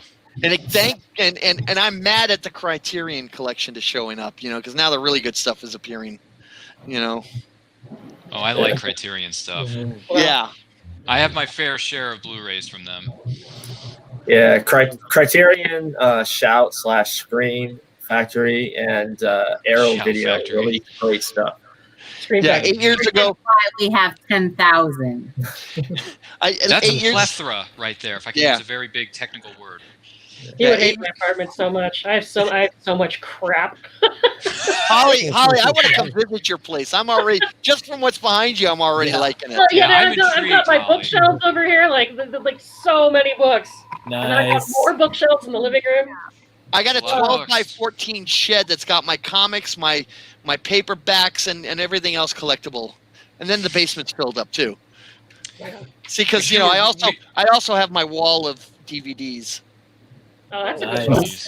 Yeah, one of these days we Okay. need to do a Reels and Heels version of Cribs, Brian. Show off the Nice. nerd collection, brother. You know, So we're gonna hop into what I think is a film that's liked by a lot of people, and I know it's loved in the comic book world, and that's Scott Pilgrim versus the World. Mm. I didn't know it was a comic. it's several comics. Not a surprise. And I'm a teacher. How did I not know that was a comic? Ah! You know, I gotta admit, the thing I liked about the movie was here's this kid, right? He's the only person in the world to beat up both Superman and Captain America. You know? Before their time. Yeah. I see what I'm like, wait a minute. Chris No, Evans, and you know. Yeah, I got it. I got the reference. Took me a minute, but yeah. So You have to walk Holly, with me here. So oh, I've There got you the go. series there. Yeah. Oh yeah, it's No. the colored version. Yeah. Mm. so is It's, this a good adaptation in your guys' eyes? I haven't actually seen the film. Neither have I. I love Edgar Wright, so I think it's very well done. Yeah, I would agree. Yeah. I think it's faithful. To steal from Kevin from earlier, I think it's faithful to the spirit. Absolutely. Yeah, I think though it probably would have been better as like a mini series on TV, you know, like 2 or 3 films. But for what they did with it, I think it was fine. You know, there are a lot of jokes in there that, as an older guy, it took a minute for me to catch on some of it. Some of the video game references, you know, I didn't know some of those video games, but you know, I watched it a few times. I picked it up eventually. Yeah, I know it's very popular. Like a lot of my friends on Facebook and even on Twitter, whenever I visit Twitter, they're always talking about Scott Pilgrim's World and that they want another one. Still? Oh yeah, they're still talking about it. Yeah, they're still talking about it. Wow. It just showed up on my radar as a comic book because someone in the comics in the classroom circuit was talking about how it's a good book to have in your classroom, and I was like, that blew my mind. Mind blown. The music in that movie was pretty good too. I really enjoyed the music. You know. So. Yeah, and Holly, just to catch up here, Nicole does comics in the classroom, and she goes to panels at cons and talks about it, and usually has a round table like this of comic artists, writers, and other educators. Roland Mann's a fan of what she's doing, and Kevin, of course, always has her at MegaCon in Orlando. If we ever get to go back to con. Yeah. Once again, we have COVID-19 to thank for that. So just think of all the money you're saving by not going to these cons. The 2-day show, October, right? I don't know. Kevin, are you still there? Yeah, I faded in and out there. Sorry. Well, our 2020 show is done. It's now 2021, but we are doing a smaller version in the fall called Limited Edition, which will be on Halloween weekend.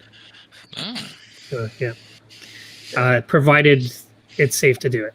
Yeah. Of course, that's everybody would get their shit together and flatten the damn curve and not screw up my Halloween this year. Yeah, my daughter's already talking about Halloween, so Wow. Mm-hmm. Christmas is going to be a nightmare. It's always a nightmare. Isn't it though? You work in retail at any point in your life. Oh, I have. I've done Christmas on retail. It was it's why I drink now. When you have children, Christmas is a nightmare. So yeah, go ahead and talk about that one. I love which one did you point at? 'Cause there's like 3 of them. I don't know. 28. Okay. Why do I have to talk about it? What page are we on? I didn't get a list. Yeah, I didn't get a list either. Where's I think the script, you know what? Ryan? I think we should send the link. You should send the list out to everybody and be like, "Oh, sure, the show's almost over." Well, That's not a list. It's not your list. So he waits until the 3rd act of this presentation to show us this. Like, come on. Oh, by the way, there's a list. He handed me the list, and I'm like, "What the hell do you want me to do with that?" Like, I don't even know what half of them are. But before you talk about that, before you go on to this, let's talk about because I think that's going to be a bigger. More people are going to probably talk about that. Okay. But to talk about since we're talking about comics in the classroom, and because a lot of I think it's sorry. So on the list he has Ghost World on here. And I have only read portions of the comic and I haven't seen the whole film, but I can't really speak to that, but I know that that's been in a lot of I think it's been in Scholastic. That didn't sound good. Sounded like there was an accident in the kitchen on aisle 3. Yeah. Is it aisle 5? Was that the dog or was that the kids? The kid. Oh boy. This is our 950 square foot house where it's literally 10 feet from everywhere. So. But on your panel, a lot of people do mention Ghost World. They talk about Ghost World, and I just wanted to know if that was a decent adaptation because I don't know anything really about that movie. I know it was a critic darling when it came out, and it was on a limited release. Never saw it, but the critics just couldn't stop saying, stop falling all over themselves about it. But it didn't get a lot of eyeballs. I've never seen it. Never seen it myself or read the book. I think the reason people bring up Ghost World in the context of Classroom is because it's a Daniel Clowes comic, and he's pretty well known for doing what they call literary comics. Basically, something things that don't have superheroes in them, which I think is this stupid distinction, but literary comics, what's that? She's right, not superheroes. Yeah. The people who won't read Batman, but they'll pick up something that's a graphic novel that's about slice of life. Yeah. Graphic novel. Graphic novel. Yeah, that's just. But yeah, I'm not going to rant. I'm not. No, ran away. No, I want to see that. That sounds exactly like what I would say. Preach. Yeah, come on. It's just a snobbish way to make them. I work with so many of those people. Preach, please. Oh dear. And I was an English major, so I am one of those snobs. But like, I just those kinds of books that are so obviously catered towards those people who only read graphic novels. I can't get behind it. I really can't. And because we're going there, one of my favorite things to do is when these people are like, yes, I don't read comic books. I read graphic novels. And then I'm like, oh, so tell me something that you read. Well, like Watchmen, for instance. I did. Oh, did you know that it was a comic book before it was a graphic novel? What do you mean? I'm like, no, it was 12 issues. I've got them all. Do you want to see them? No. Yeah. Sorry. Read everything, folks. Read everything. Granted, there can be a distinction between like an original graphic novel and a collected trade. Right. Yeah. But it's still a word that needs. Know that. No, they don't, and that's the thing. It's still a word that needs to die. I think we should just call everything comics. I mean, a graphic novel is pretty much a comic, just has more pages. Although, it's a long comic book. But if I say it's a graphic novel, people are like, oh, really? Yeah. Oh, it's a comic book. They'll go, it's a term that the literary snobs love. Yeah. Yeah. If you want a really long graphic novel, pick up an omnibus. Yeah. Oh, the Bone Omnibus is one of the best ones. Mm-hmm. One of these days, I hope to own an actual omnibus, because right now all I have are trades and back issues, which aren't a bad thing. They're fantastic things. I love to read each and every omnibuses time. are too big for me. Like I can't get into like breaking the spine of the book. Yeah, that's my thing. If I grab an omnibus, it's so intimidating to me. The Bone Omnibus is probably one of the best ones out there. 1,300 pages, something like that. Fantastic stuff. One of these days, I'll buy an omnibus for my collection.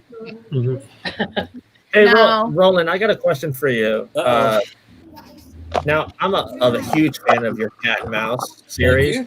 An omnibus. Wow, that's beautiful.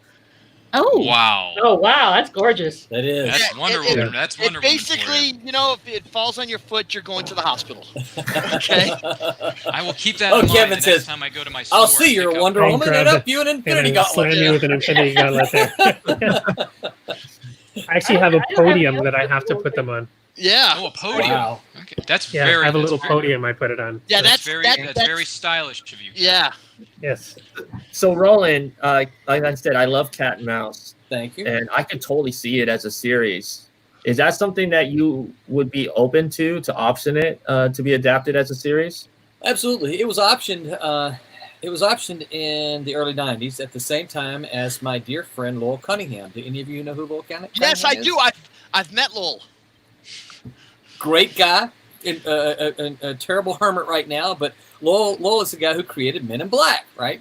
So Lowell and I shared option stories when they were both optioned at the same time, and of course his went on to do what we know, but Cat and Mouse went nowhere. And so yeah, absolutely, I think it would make I mean, obviously I'm biased because I'm attached to it, right? But I think it would be great in a serialized format. I was in the hallway when Lowell Cunningham met the guy who was writing MIB2 for the first time. Oh, really? Yeah, that same guy wrote Galaxy Quest. Really? Yeah. So there were I'm- 7 of us. There were 7 of us in the hallway talking to him, and Lowell comes up and says, "Oh, I want to thank you for writing the sequel to my story." And he goes, and the screenwriter took a second before he realized who Lowell was. Yeah. Yeah. Okay. Oh yeah, nobody knows who comic book writer. Yeah. Nobody But cares. it was hysterical. You know, they at which Lowell's point from Tennessee, by the way, Yeah. Holly. at which Oh point, yeah. Yep. at which point both of them completely ignored all of us fanboys. Yeah. Yeah. Yeah. Yeah, but your question though. So one of the things, and I still have it. I can show all of it to you. One of the things I did not like about it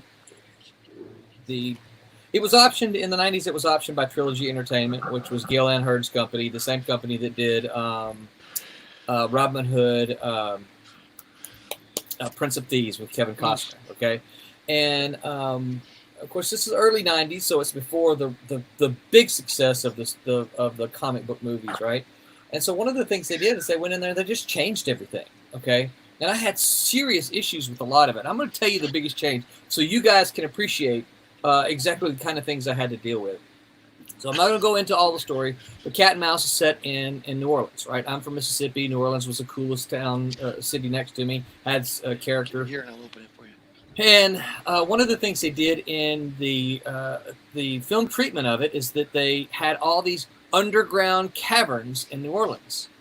Now, if you know anything about New Orleans, I see Holly. Yeah, and I'm like, wait, no, you can't do that. I'm like, you can't put underground tunnels throughout all of New Orleans.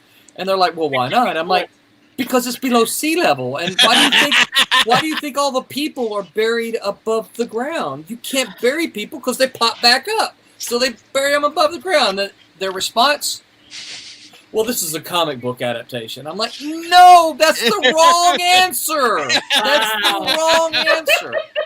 And yeah, so that's just one example. There was a lot of it throughout their entire treatment of the comic. They just changed so many things that, as the creator of it, people ask me, would you have rather had it made as a bad adaptation? And I'll give you my honest answers. I don't really know. I don't know if I would have rather seen it be made terribly, or if I'm thankful that it wasn't made because I know how terrible it would have been, or at least from my perspective, because everything was not recognizable as the Cat and Mouse comic. It wouldn't have been recognizable on screen. So, For those that don't know much about Cat and Mouse, what is your pitch, your elevator pitch? So my elevator for the second volume here, the elevator pitch for the new one is it's a story of a guy who gets a telephone call from his ex-fiancée. She says, "Hey, my kid's sister ran away. Would you go get her?" It's his ex-fiancée, so he doesn't really want to do it, but he studied to be a police officer. So he says, "Let me see what I can do." So he goes to New Orleans only to find out she's been caught up in a human trafficking ring.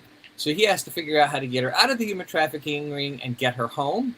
And yes, there are ninjas involved. Okay, you can't go wrong if you got ninjas. Yeah. Ninjas are one of those things that make everything better, kind of like dinosaurs. They sort of add dinosaurs and it instantly becomes awesome. You can't see let's see, I can do this. That's Cat and Mouse right there. Okay. Yeah. Oh, cool. Oh, Yeah. wow.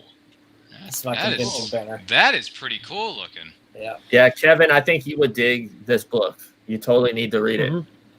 I gotta go find I think it. I Gotta think go I read did this. back Drop me a then. message. I'll send you all a PDF.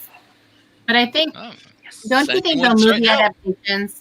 movie adaptations have to be relevant to what's going on in the time? So like, since maybe in the 90s they weren't really on the human trafficking bandwagon like they are now. Like, I think it wasn't. I didn't hear about it. I mean, I was I'm not a kid. convinced I they are never heard now. about it.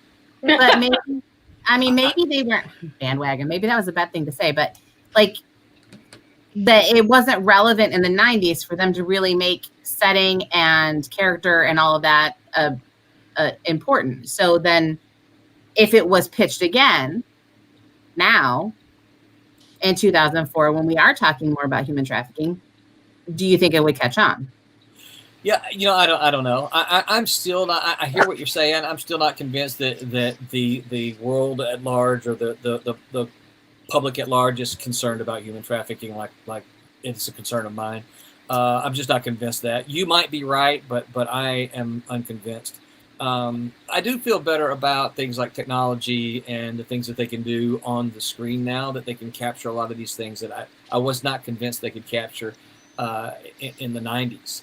Obviously, as the writer of it, I am convinced it's an important topic that we should all be aware of. As to whether anybody else thinks it is or not, I can't answer that. I don't know that. I'm still holding out. I don't know. hope. I'm the teacher like- on the panel. I'm just always thinking about how people think. Like, Yeah. first of all, the whole thing is it's set in New Orleans, and we're going to have them underground. No. Yeah. Like, historically and geographically, if you don't know that about New Orleans, you deserve to be smacked upside the head. And you don't deserve to do it anyway. Got to keep in mind, I was dealing with Hollywood in the early 90s, so Mhm. Yeah, a lot of cocaine flowing around in the early 90s in Hollywood, okay? Yeah. Yeah. Oh Okay. boy. Yeah, no kidding.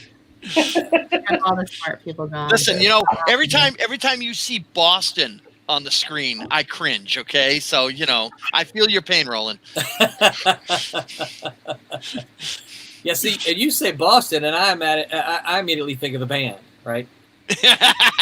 Sorry, it just is. More than Smoke a it. feeling. There you go. Okay, fine. I can live with that. That's cool. I grew up listening to Boston's music, so Yep. that's some good songs there by those guys. But we also have Aerosmith up here too. So Absolutely, the Bad Boys. That's That's very right. there you go. Dream I've on, seen, man. I've Dream seen them on, live about absolutely. 6 times. Did you know Jay Giles is from a few miles from me? I did not know that. Yeah, he used to come to the local garage I used to work at. Was it Love Stinks or Love Hurts? One of those.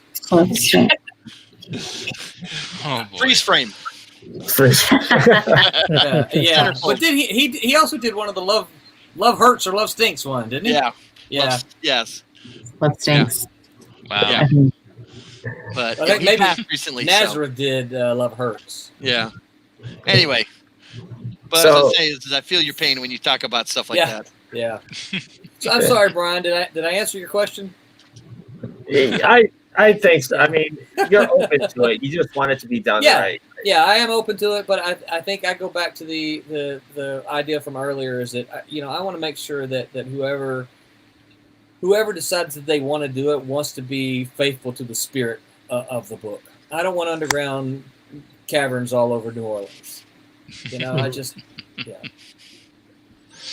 So let's. As a teacher, I don't either, because that's what you're saying. yeah. So let's move on to something that is very recent and is receiving a second season very soon, and that's Amazon's The Boys.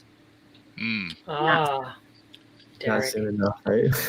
I have not seen the TV show. I was disturbed when I read the book, so I didn't want to watch the movie or the show. The series. yeah, Yeah. the comic is classic Garth Ennis. Like, how can I disturb people the most? Yeah, that's Yeah. when I kind of went, I don't need to. But this is one of those. But rare- at the same rare- time, I love Carl Urban, so I may end up KK watching it. Judge Dredd. Well, yeah, having and this met is one of Carl- those rare instances for me that I've actually seen the TV show, but I haven't actually read the comic. It's usually the I other haven't way read around the for me. comic, and now I'm scared. Actually, like, I only see Carl Urban as Dredd. That's all I see him as. I'm a Star Trek geek, so Wait, he was in Star Trek, wasn't he? Yes, he Yeah, was. He was Captain Bones. He was McCoy. Bones. Yeah, Yeah. that's what I was Yeah. thinking. He's also Yeah, he was good in that too, but he's Lord of just the Rings so good is what as I always Dredd. associate him with. Yes, And now Dune. here's one. He He was was in Dune. Cupid. He was Cupid in Xena and Hercules. Yeah.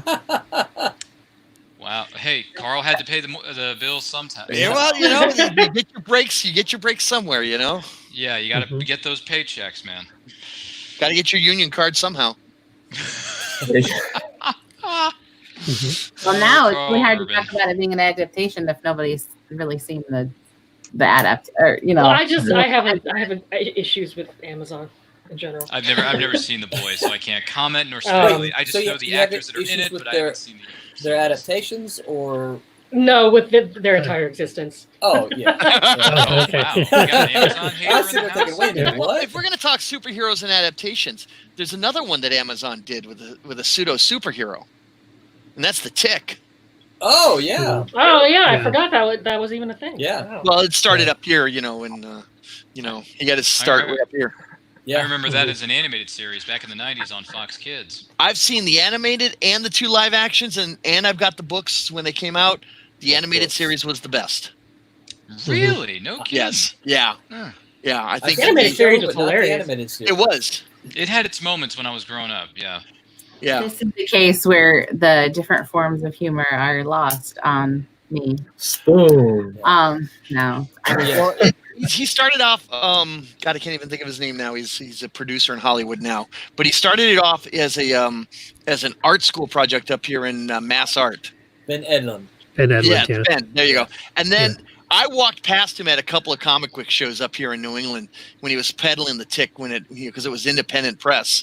And I walked right by him, could have had original art. And I'm like, yeah, whatever. I Yeah. just got burned on the black and whites, you know. Oh.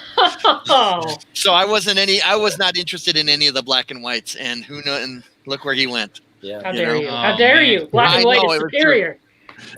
Could have had Right. some early golden tickets. I'm a Ollie- fan of black and Ollie, white. Are you kidding me? the Turtles started up here. The Turtles started up here in Hampton Beach area. Okay. Mhm. Then you had basically for the next 3.5 to 4 years, 1 gazillion ripoffs. Right. And those of us that were young and stupid thought we were going to invest and resell and make lots of Yeah. money off of them, and lost The, a lot of money off of them. Radioactive black belt hamsters. Yeah, that's I right. love the Geriatric great. jujitsu gerbils. Yes, I Yes. know about that one. My favorite though was Boris the Bear. Oh, I love Boris the Oh, Bear. yeah. Yeah. Boris the Bear who killed all the black and whites. Yeah. I was Yeah. quite fond of Nat Rat. Yeah. I don't know that one. Yeah. What about Miami Mice? Yeah, I've got that one. Nice, yeah. I don't know. I just have such fun. I just love old, like, crappy quality black and white, like newsprint, late Ollie- 80s, early 90s crap. And then Come up they to had the my gift- house. I will give you Yeah. the entire boxes of them. You love the They had boxes, the- don't you, Holly? There's so Sorry? many- You love the 50-cent boxes, don't you? I do. I do too. Listen. Looks like we're I, gonna we take a can field trip to Jerome's house. we can talk Yeah. about how we can throw all kinds of shade at the Turtles if you want to, but I still credit Turtles for my being able to break into the industry Oh, absolutely. because Hey, I'm not throwing shade at the turtles. they, Dude, I I've grew got a up. Donatello statue on my dresser right over there. I'm not throwing shade. I'm throwing shade at the guys who thought they were going to make millions of dollars. you know, Gotcha. Came like after that, myself, yeah. trying to repedal stuff. You know, that's where I'm at. Well, there was certainly a boom in that period, and I look to the Turtles. I'm not a huge Turtles fan. I'm not a hater, but I'm not a huge Turtles fan. But I look at that and say, thank you, Turtles, for what you did and created this and allowed me then to come in and work in the industry. It revitalized a lot of the industry, and you got a Yep. lot of new talent that came out because of it. You know, I mean, I think- without self-publishing, a lot of talent that we have today wouldn't be here. Very true. Yeah. Exactly. Ollie, I'm sorry, I didn't mean to interrupt you. No. I was just going to talk about, you were talking about like ripoffs and stuff. I think the early 90s was a worse time for people buying crap that ended up being worthless. Like the number of calls that you get in the comic shop when you work at one is like, I got Spawn #1. Yeah. What can I do with so this? does 5 million other people. I've got all 13 covers of Gen 13. How much are they Gen worth? 13. God. Oh, right. And then there was like Wildcats and Yep. Youngblood. Brigade. And, Yeah. I Anything think Rob Liefeld created. Yeah, Yeah. Yes. I think we're concentrating on Image Comics here. You know, Well, and that's crazy because now Image puts out really quality shit, but like all of their early 90s superhero stints were mostly garbage. but Yep. man, they were Wow. rock stars though. oh yeah, they were. They made yeah. so much money. Yeah, but a Yeah. number of us that were at shows were kind of looking, going, "Why? Yeah. You know, yeah. like, why are you guys Well, so popular?" I was at Malibu when the Image stuff was channeled through the company. You know, Yeah. when they first jumped ship, they were at Malibu, and then Malibu was just basically the record keepers until they got their house in order. and then when they were able to hire their staff, then they just went and did their own thing. So I saw so many image books coming through those doors. It was nuts. Yeah. Speaking of image, let's jump into this real quick. The Walking Dead. Huge on TV. I mean, I know. Yeah, I'm done with them. It was big for 2 minutes and then it fizzled out towards the end. I watched From what I've been told, I've never watched the show, but that's what I've been told. I watched the first 2 seasons and I really enjoyed them, but at the same, along the same lines, I read the first 25 issues, and as soon as Rick stated the metaphor out loud, I was done. Yeah. We are the Walking Dead. Yeah, you are. Congratulations. Mhm. Okay, I'm done now. I don't need to read anymore. So. Well, I mean, if you read The Walking Dead, past the 25, then as they go further along, they go into the point where they've got to start thinking about rebuilding civilization. Okay, because you can't keep trying to kill each other till nobody's left. It just doesn't work that way. But the show just can't seem to figure that out yet. At some point, you got to stop having all these bad guys around and eventually go, look, we're going to rebuild things here. We're going to take care of the zombies. We're going to rebuild things, and that's what you got to do. And they can't seem to figure that out in the show. Talk about a comic that does perfectly well in black and white. Give me some tape. Yeah.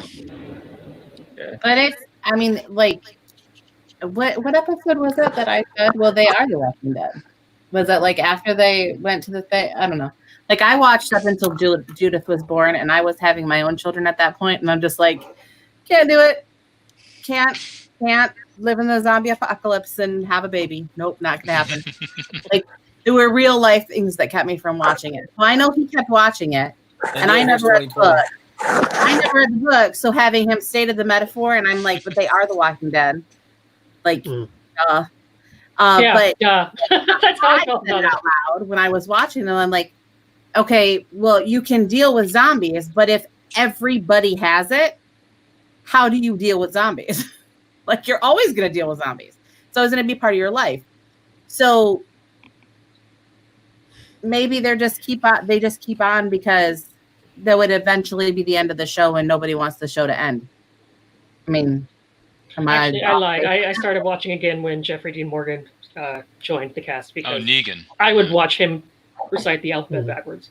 Well, he is a good actor. I'll give him that. For me. So tell us what you really think of him. That's a Love that guy. non-issue, but yeah. So we know that Holly's not a fan of Amazon. What about Netflix? As they have two. They have Lock and Key and Umbrella Academy. And October Faction as well from IDW. Just and they're developing a whole bunch of Mark Miller properties too, right? So Mark Millar is like the king of adaptation in general. Yeah, he's got like a 10, 20-year contract with Netflix or something like that. Yeah. But are you guys familiar with Umbrella Academy? I mean, do you like it? I love the comic book. I'm a huge fan of the comic. I haven't watched the show. I liked both. The comic was good, and the show's great. I agree with that. Yeah. Mm-hmm. What about Lock and Key? I've heard mixed things about it. I didn't read the comic, but I enjoyed the Netflix series. I'm in the same boat. I didn't read the comic, but I did like the show. I thought it was a fun show for kids. I mean, I think with Lock and Key, it was like a labor of love eventually. Like, it took so long to get that to the big screen. I remember when it was first optioned back when Okay, so over a decade ago. So if we're talking, Netflix adaptations of comic books, what do you guys think of Sabrina? I have not watched it. I love Sabrina. I remember her when she was a teenage witch, and hold on a second. She was a teenage witch with a talking cat, and then she explained it all. Hint, hint. She explained it all. And then she went on to that, and then she did something else. It's like, Melissa, babe, make up your own mind. Are you going to explain everything to me, or are you going to be a teenage witch for the rest of your life? Make up your mind. I go back to when she was with the Ghoulies. Okay, that's a cartoon reference. Okay. All right. That goes back to the 70s and the 60s. So. Oh, okay. And the Archies. I didn't understand the reference because it was long the before Archies, my time. There you go. Way before your time, Ryan. Yeah, I didn't. I've only read some Archie, so like Riverdale is lost on me. Riverdale, they totally dropped the ball with that. Like they had Afterlife with Archie was right there. Okay, sorry, I didn't mean to. I'm just kind of like I don't get it. But that's not where the hate comes from. I mean, like I don't mean for it to be anything other than, you took something and you kind of, bastardized it a little bit and made it real weird. And I'm not a fan of any time you screw something up that badly, because I'm a huge Vampire Diaries fan, the novel. Like, I'm gonna tell you, the book is better than whatever they created. Like, it was Twilight the series, you mean? yeah, except for Vampire Diaries happened long before. That is true. Twilight was even, sprinkle in the imagination of Stephanie Meyer. 1992 or something like that. 1992. I read it when I was 12. Oh my goodness. So, and before that, L.J. Smith wrote The Secret Circle, which was also another show that didn't survive. But you can have supernatural elements and do it right. I don't know what the fuck Riverdale is, but whatever. It's teeny bopperish. I kind of love Sabrina. Like I love Netflix's, Well, what happened was they took her back to her dark roots in the comics. If you go, there's a graphic novel out, The Chilling Adventures of Sabrina the Teenage Witch, and it is dark and it is brutal in some of the stuff that goes on. And so that's what they've adapted. They haven't adapted the Archies. I mean, they make reference to Riverdale in the first couple of episodes, but other than that, it's a dark story. I mean, my wife loves it, and they fall in love with the actress, but I think we've predetermined that I'm into the dark shit anyway, so it's okay. Well, I never read Dark Archie gritty. proper, but I'm totally on the Archie horror train, which is why I was so disappointed with Riverdale, because Afterlife with Archie was coming out, and I had never read Archie before, and that series is so freaking good. That's the one when Archie battles zombies and stuff like that, right? Yeah. It's basically zombies with Archie. And it was so good. And then they were like, oh, Riverdale. I was like, oh, yes, maybe they'll go the dark route. But it just... No, it went the soap opera route, didn't it? Yeah, exactly. It's teeny bopperish soap opera. On the CW, I mean. Yeah, CW. It's a classic CW show. Yep. CW, they have a formula and it seems to be really working. good. CW has done good stuff. It's just, I don't know what the hell they were thinking. Well, I'll say this about Adaptations. One that I'm currently watching that I'm enjoying a hell of a lot is Stargirl. Oh, I haven't seen that yet. I'm taping all of it. Yeah. Once it's all aired, I'm going to binge watch it in 2 days. So please do not spoil it for me. Yeah. I'll try not. Is this actual tape or is this digital? No. It's on my DVR. I'm taping it off of CW, so I'm going to watch it once all the episodes have dropped. Since they had it in the trailer, I'm going to mention it briefly. It was nice to see the Justice Society. Oh yes. And there's a lot of stuff in there that I'm dying to talk to somebody who's seen it, because sorry, I haven't binged it yet. James Robinson's Starman is literally probably my favorite superhero run of all time. So I'm gonna end up watching it eventually. This is a lot of fun. It is a CW formulaic superhero thing. It's got a bigger budget though than the actual CW shows, and you can tell. Yeah. That's why it's on DC Universe first. And then they drop it on CW. I was surprised. But I really love when they take essentially no-name people and they give them this starting point. Like, Luke Wilson is, I think, underrated as I was surprised to see him on the show. But I enjoy the fact that all of the new characters are kind of surrounded by him. But I also I have not read any of the Justice nothing of that. Neither have I. Watching like all these new characters, then I get excited about it, and I'm like, okay, well, I'll go back and check some of this stuff out. But I'm watching. They're all new. Like they're actors and actresses I haven't seen in. I mean, I know they're all young, so really they've only been on Earth for a certain amount of time. But like to give new actors and actresses a launching point. Well, where yeah, they're being from a watching viewed. point of view, yeah. But for me, as a comic book guy, I'm looking at it, and my mind is immediately screaming a certain book from the 1980s. Okay, and I think Roland knows which one I'm talking about. I You know, think. the way he's nutting. You know, where a certain artist got his start. You know, on in the later issues. But I'm trying not to spoil it for you, Ryan. Okay, so I know you're walking on a few different eggshells there, because I come from the thing where I grew up on movies and TV series. So I was introduced to Stargirl on Smallville when they did the Justice Society of America right. crossover with Smallville. Smallville, what's up, guys? I love you people. Yeah. Those were some good episodes. Those Yeah. crossovers, or whenever they introduced new characters that I'm not familiar with into the show, I was going out of my mind. I was like, Smallville, yes, give me some fresh faces. And you gave me Stargirl, you gave me Dr. Fate, who was incredible on that episode. Dr. Fate was incredible. You get Martian Manhunter, played by Jackie Childs from Seinfeld. What's up, Phil Morris? I mean, you get all these characters in this show that I love already, and I'm like, dude, feed me more of these DC layers, baby, because I want it all. Give it to me. Okay, so all I'm going to say. One of these days, I hope to sit down and read more JSA stuff. Yeah, you went to Jeff Johns stuff. That's really good stuff. But all I have to say is Infinity Incorporated. Okay, the original. You know, you can tell they took Stargirl right from those books. Yeah. He's pointing at it. He's like, "Is that prop? It's right Is there?" that box right there. Yeah. That box is right there. That's the box, man.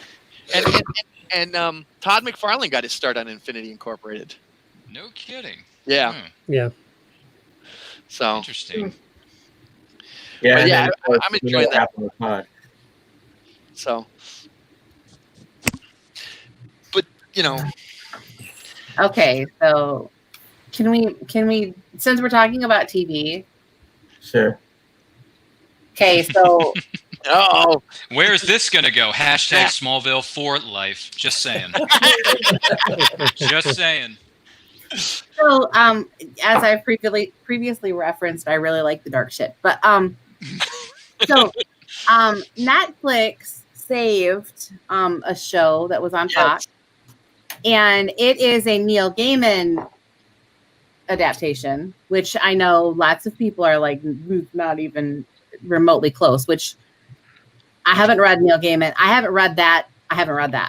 So, I'm just saying, like, Lucifer is another nice, like, launching point for people that want to read comic book stuff. Like, no. Lucifer by Neil Gaiman, even though it's not true to the source material, but it also crossed over another one, which was Constantine.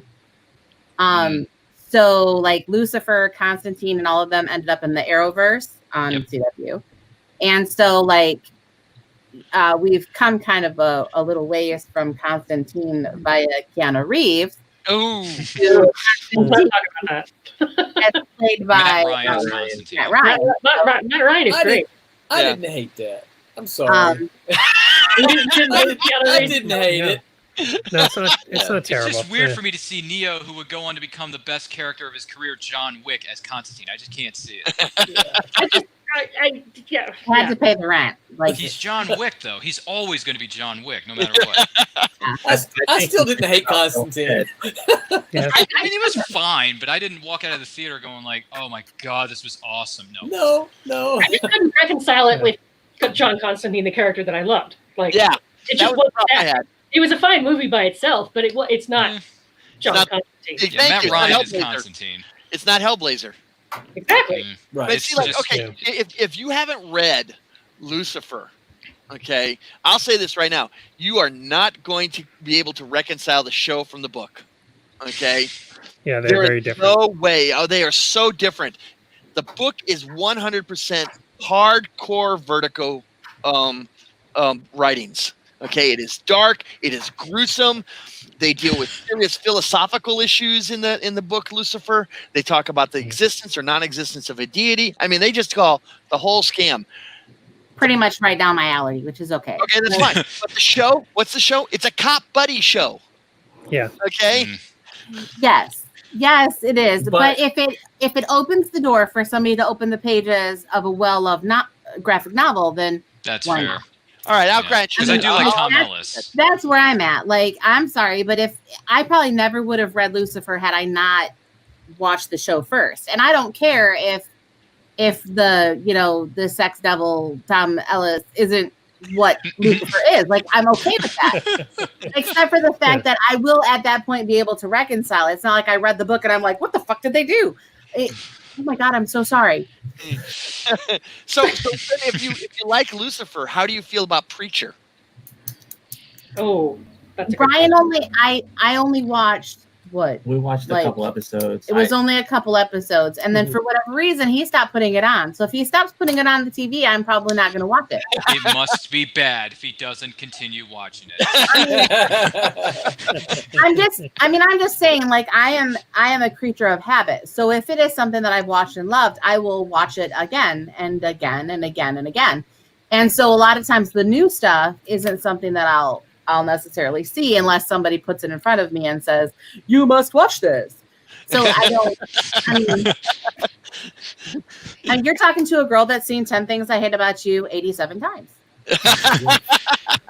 Hey, it's a good I've movie. got problems. It's a good movie. I'm not going to lie.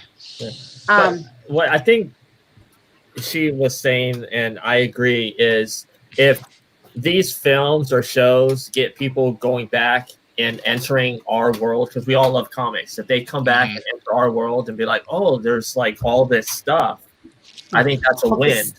Yeah, Stuff. I It's called agree. Stuff, Brian.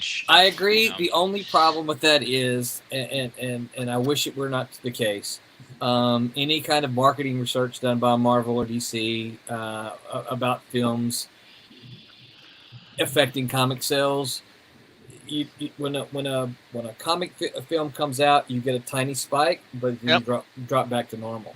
Yep. So as much as I agree with you, and I would absolutely love the idea that people who go see these films will convert into comic buyers, They don't.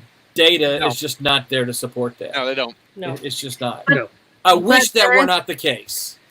Right. And that's unfortunate, but there is a handful of us nerdy folk like that who saw The Crow first in the movie theater twice, and then read the book and had the same kind of appreciation for the movie as I did for the book. So it was like, you know, it kind of like opened the door for me to be a comic fan. And so I was reading other stuff, and it wasn't even superhero stuff. It was other, like I read Strangers in Paradise. I read, But so You know, see, you were already I read nerdy. weird Right. Yeah. Well, Who's to say that people are not going to the library and checking them out instead of actually buying them? because the true. number of Yeah, libraries that are carrying graphic novels is Because- much lower because than what's if- actually true. If you ever talk to a librarian, they'll tell you that their budget for replacement books is huge, especially with graphic novels. The books either get stolen or they get damaged, and so hence they have to replace all these graphic novels, and that would show up in the sales, and it doesn't.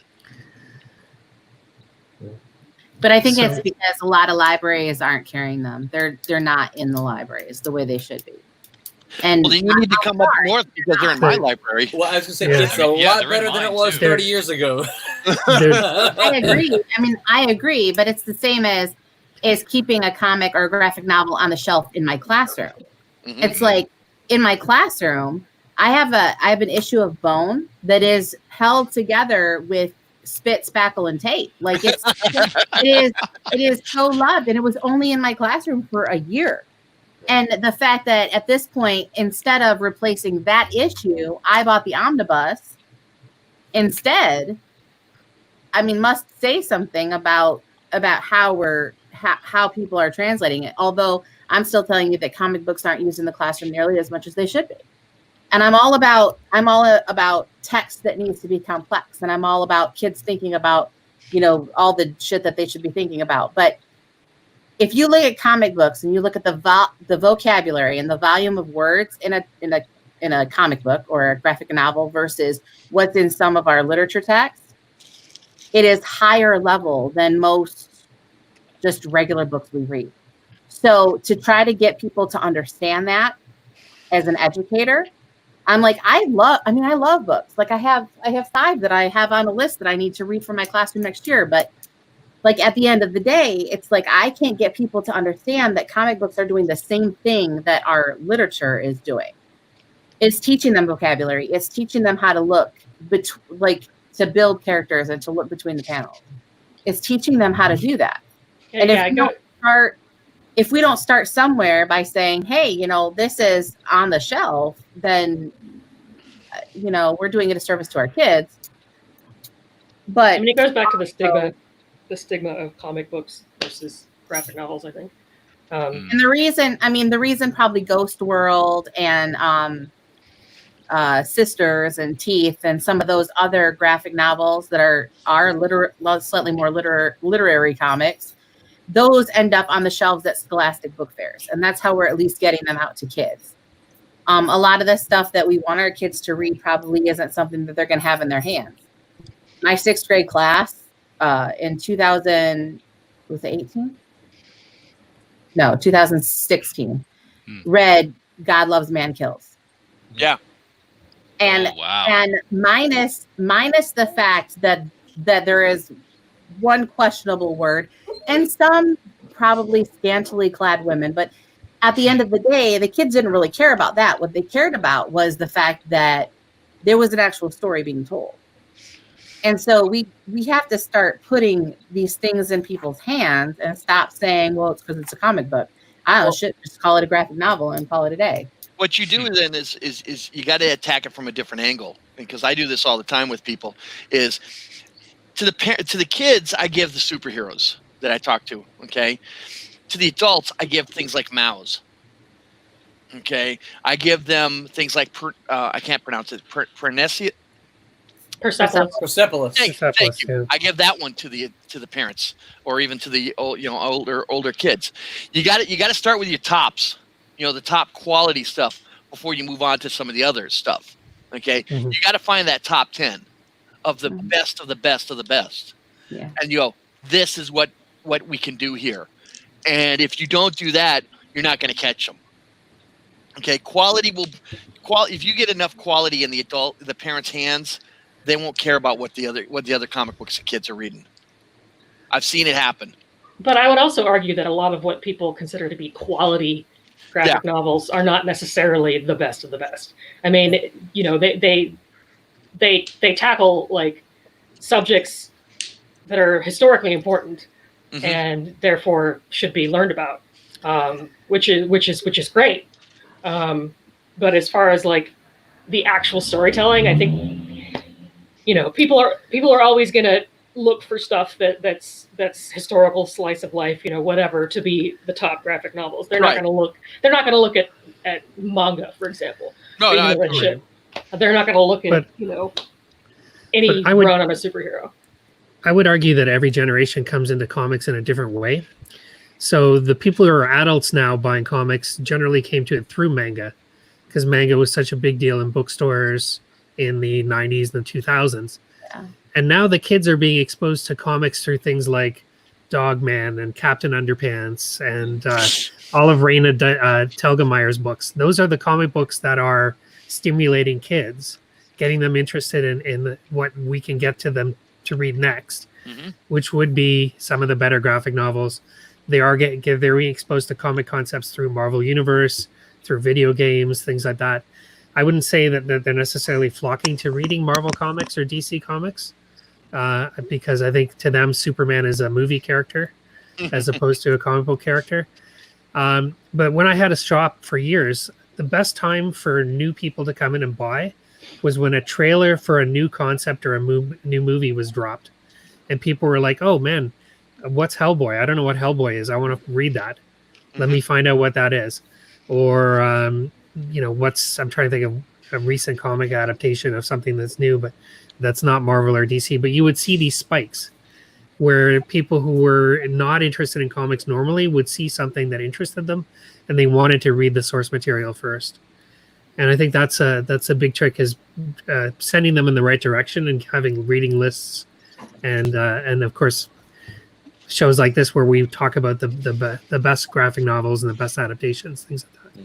Well, and I think it's also important to remember that most people, when they come into comics, they do not read single issues. They go straight to trades. So Right. 'Cause that's how that's how they're used to reading books. Yeah. They're not going to buy something, every month that's only 25 pages or whatever, because that's not the way they think. So. Yeah, I think that's Jump in certainly, there, Ryan. I think that's certainly a trend in comic reading as well. Much like television, people. Mhm. I mean, I've heard Ryan say multiple times, and I haven't binged that. I haven't binged that. And I am a fan of episodic stuff. I like Same. I like to be able to watch something and then end on kind of a cliffhanger and go, man, let me chew this over for a little bit. Let me think about what's happened before I go to the next one. But I also realize that's not the majority of consumers now want to binge. They want to do it with their comic books too. Mm-hmm. I'm sorry, Ryan. If I step. Yeah, no. I was just going to jump in and say, I came into comics much later in the swing of things. Like I just got into comic books 3 years ago, so I'm, once again, better late than never, kids. Just remember that. And I got to tell you, ever since I went to my first comic book store, I mean, I've been to comic book stores when I was a little kid, but I didn't give it much thought. I was just, there with my brothers at the time. But I went to my local comic book store, and the moment I walked into this particular one in my area, not too far from where I live now, I go in there, and this girl comes up to me. She's like, hey, welcome to so and so. First time here. I said, yeah. She said, all right. Well, what do you like? What do you like to read? I said, well, I got to be honest. I haven't really read any comics, so I'm the new kid in school. Do you, what am I supposed to do? So then I told her my favorite characters. Superloop, I love you, man. The Superloop, the Dark Knight, anything DC or Marvel, I'm just down for, because that's what I'm used to. That's what I'm used to seeing, because I grew up on the movies and the TV series as a kid. I'm like, okay, here's an aisle here, and it says, for new comic readers, this is what you should read. I'm like, that's a big row. That's a big aisle of books. I don't know if I have the cash money to pay for all this, but if you had to recommend 2 or 3 titles that aren't going to break my broken college kid bank, what would you recommend to the broke college kid? And she gave me all these titles. I'm like, okay. And I took them home and I read them.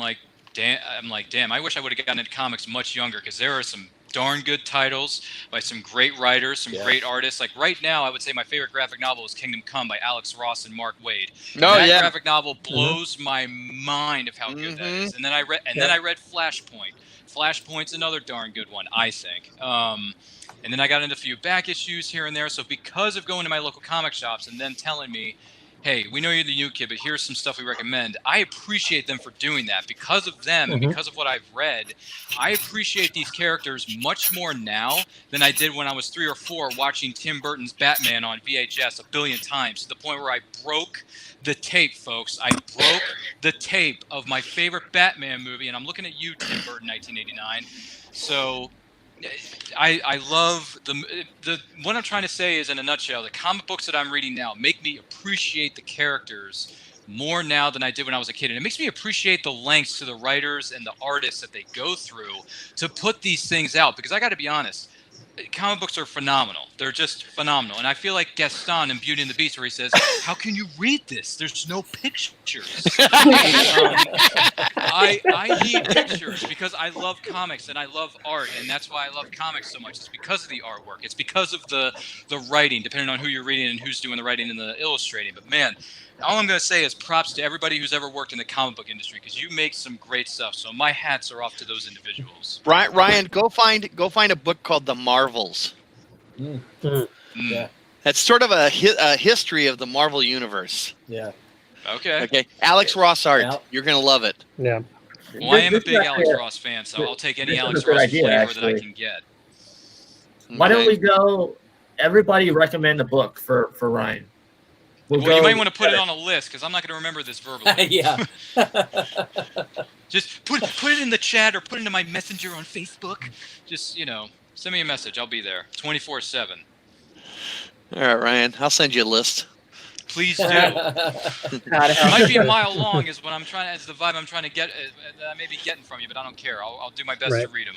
And then, hey, we're in the middle of summer. I have summer reading, folks, before I go back to school. So give me all the summer reading you can throw at me.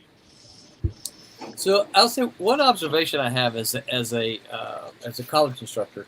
So because I teach creative writing and I use comics in my classroom, my students today are more open to a wide variety of content. and let me give you an example. So, like when I was younger, if I were to recommend a comic book to my non-comic reading friends, if it wasn't a Marvel or DC comic, then they were like, I don't. That has no color in it. I'm not interested in it. It's black and white. I like my comics to have color, right? Or I want Batman, or I want Spider-Man, or something like that. I used to see that a lot. Yeah. My students today are kind of like, I don't really care if it's Batman or Superman. Give me something different. They seem to be far more open to content that is independently published. And I like that. That excites me. That shows me that they're not going to say, I'm only going to buy this because it's Spider-Man, or I'm only going to buy this because it's Batman. They're like, give me something good. That's what they're saying. Is give me something good, and they're wide open, and that excites me because these are young college students that are just they're like. They want you to flip their head open and pour the good stuff in. Yeah. So and that excites me. Makes me excited. Yeah, as a career college student, I can appreciate that, Roland. Well, I know I left, a whole bunch of movies that were adapted off the show just because we would be here all day. There really is more than even what I have here in front of me. Yeah.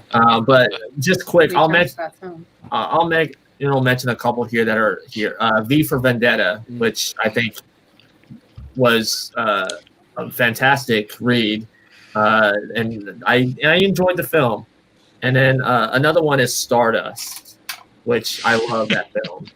The best thing about Stardust, I gotta say, I guess, is De Niro's character. Oh, absolutely. I agree. Pirate. But just watching him cross-dress is hysterical. Okay, you don't expect De Niro to do that. Mm-hmm. Okay, that's what I was saying. It was a great casting. I think they surprised everybody in that role. It was fun. Yeah, and it also introduced us to Charlie Cox. Yes. Who would later on Daredevil. Daredevil, yeah. Mm-hmm. Matt Murdock, which I hope to meet at a convention once Earth 3 opens, Charlie. But before we end the show here, I do want to say thank you to all of you for wanting to do this. We love having different voices on with their opinions and thoughts. Yes, because I just sit here and take notes. Oh no, guys, we're being graded. It's the teacher. There'll be a pop quiz. Oh no! Yeah, because I write down every book that I'm not familiar with, or everything that I'm not familiar with, so that I can look at it and see is it something that I want to spend my time for. Because there's only so many waking hours in the moment, and there's even fewer when you're a mom. So, I'm thinking of time that I might have to be able to actually finish reading anything. I mean, hey, Jack Nicholson said it best: so much to do and so little time. Yeah. Exactly. So, I write down all this stuff, but I write down the list of books, and then I write down stuff that you guys say, because I'm like, oh, that's a good. I never thought about that. So, I'm the nerdy one. I'm the super nerd, I guess. I don't. Are there levels of nerdom? I don't know. I don't know. Yeah, there are, but you'll get it as you go along, And you'll hear an audible ding when you level up. Thank you, Jerome and Roland. I like that. So, where can everybody find you guys on social media? We'll start with you, Kevin. Oh, I'm on Facebook as Kevin Boyd. I'm on Twitter, not very often, but as Kev the Mev, Kev_the_Mev. And I believe I'm on Instagram as Kev the Mev.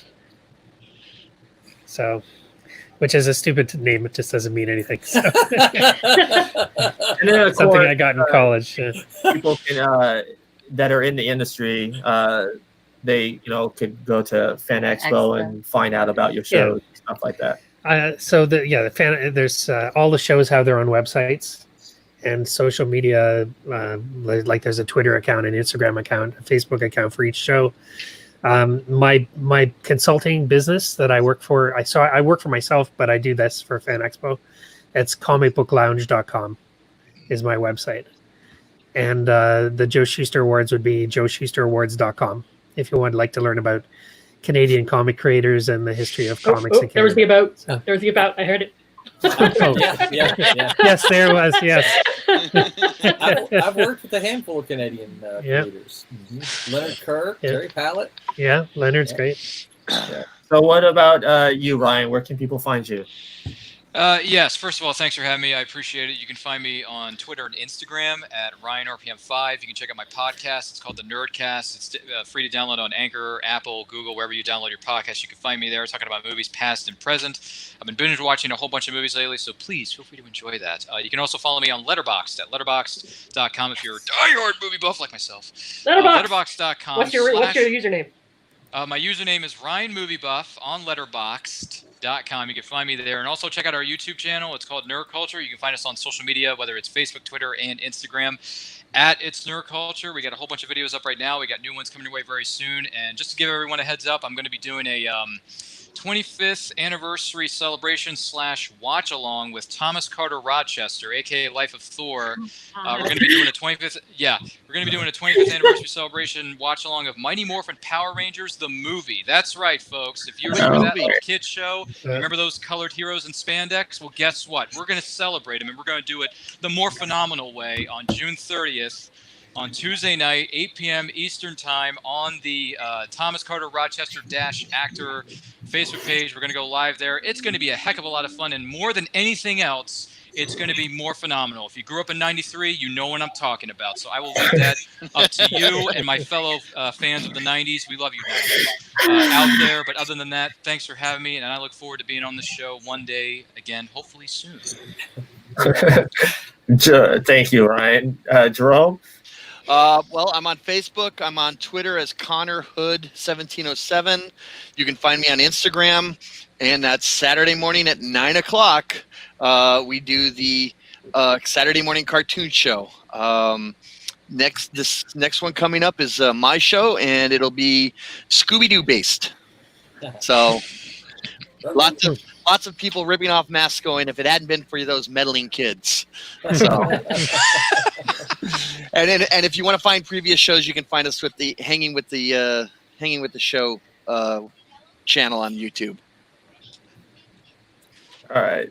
Yes, they're a bunch of great group there. Take care, yes. Yeah. Great you'll cast find of out, characters. too. I was going to say, don't they carry you guys also? Yeah. Roland, where can people find you? Yeah, you can find me on Facebook at Roland Mann. You can find me on Twitter, rarely, at Man Roland. You can also find Silverline. You can find it Silverline on Facebook, Silverline Comics. If you prefer websites, we're just silverlinecomics.com. A bunch of the creators of Silverline stream 3 times a week, Sunday, Monday, and Wednesday night at 9 p.m. for about an hour and a half, 2 hours, where we just talk comic books and making comics and all kinds of fun stuff. And thanks for having me. It was a pleasure. And Holly, where can people find you? I'm occasionally on Twitter at Junk Story. I'm on Instagram metal_I. I do a bi-weekly YouTube show / podcast on Horror Web called Dungeons and Deadly Delights, where we talk about a horror trope every episode. And I do the Famous Monsters podcast, famousmonsters.com. And I have a Facebook, but I tend to save it for people I actually know. So, but there's also a Facebook page where you can keep up with my creative stuff if you want to. So. And you can find us right here on Facebook at Reels and Heels and on the Hangin with Web Show YouTube channel. And you can also find the audio-only podcast on Apple, Spotify, Google, wherever podcast distributor that you follow. And once again, thank you, all of you, for joining us. Thank you. Thanks for having us. Well, actually, not next week. We're taking a break. We'll be back July 4th for our WWF Attitude Era special, which that's going to be fun. Fireworks and all. Ryan, you're going to be back for that one. Maybe I'll be back. Maybe I'll make a surprise appearance. Maybe I'll make an emergency run in to help one of my buddies in trouble in the ring. Who knows? I could do a run-in episode, guys. Who knows, man? If I do, I'm going to be wearing my NWO shirt. I'm just saying. All right, guys. Well, until the 4th. Damn it! I don't even know We need a catchphrase. We're trying to make that. Yeah, may the force be with you. Excuse me. Even though it already happened. Yeah. Well, keep entertaining yourself. As Who let the dogs out? There's your catchphrase right there.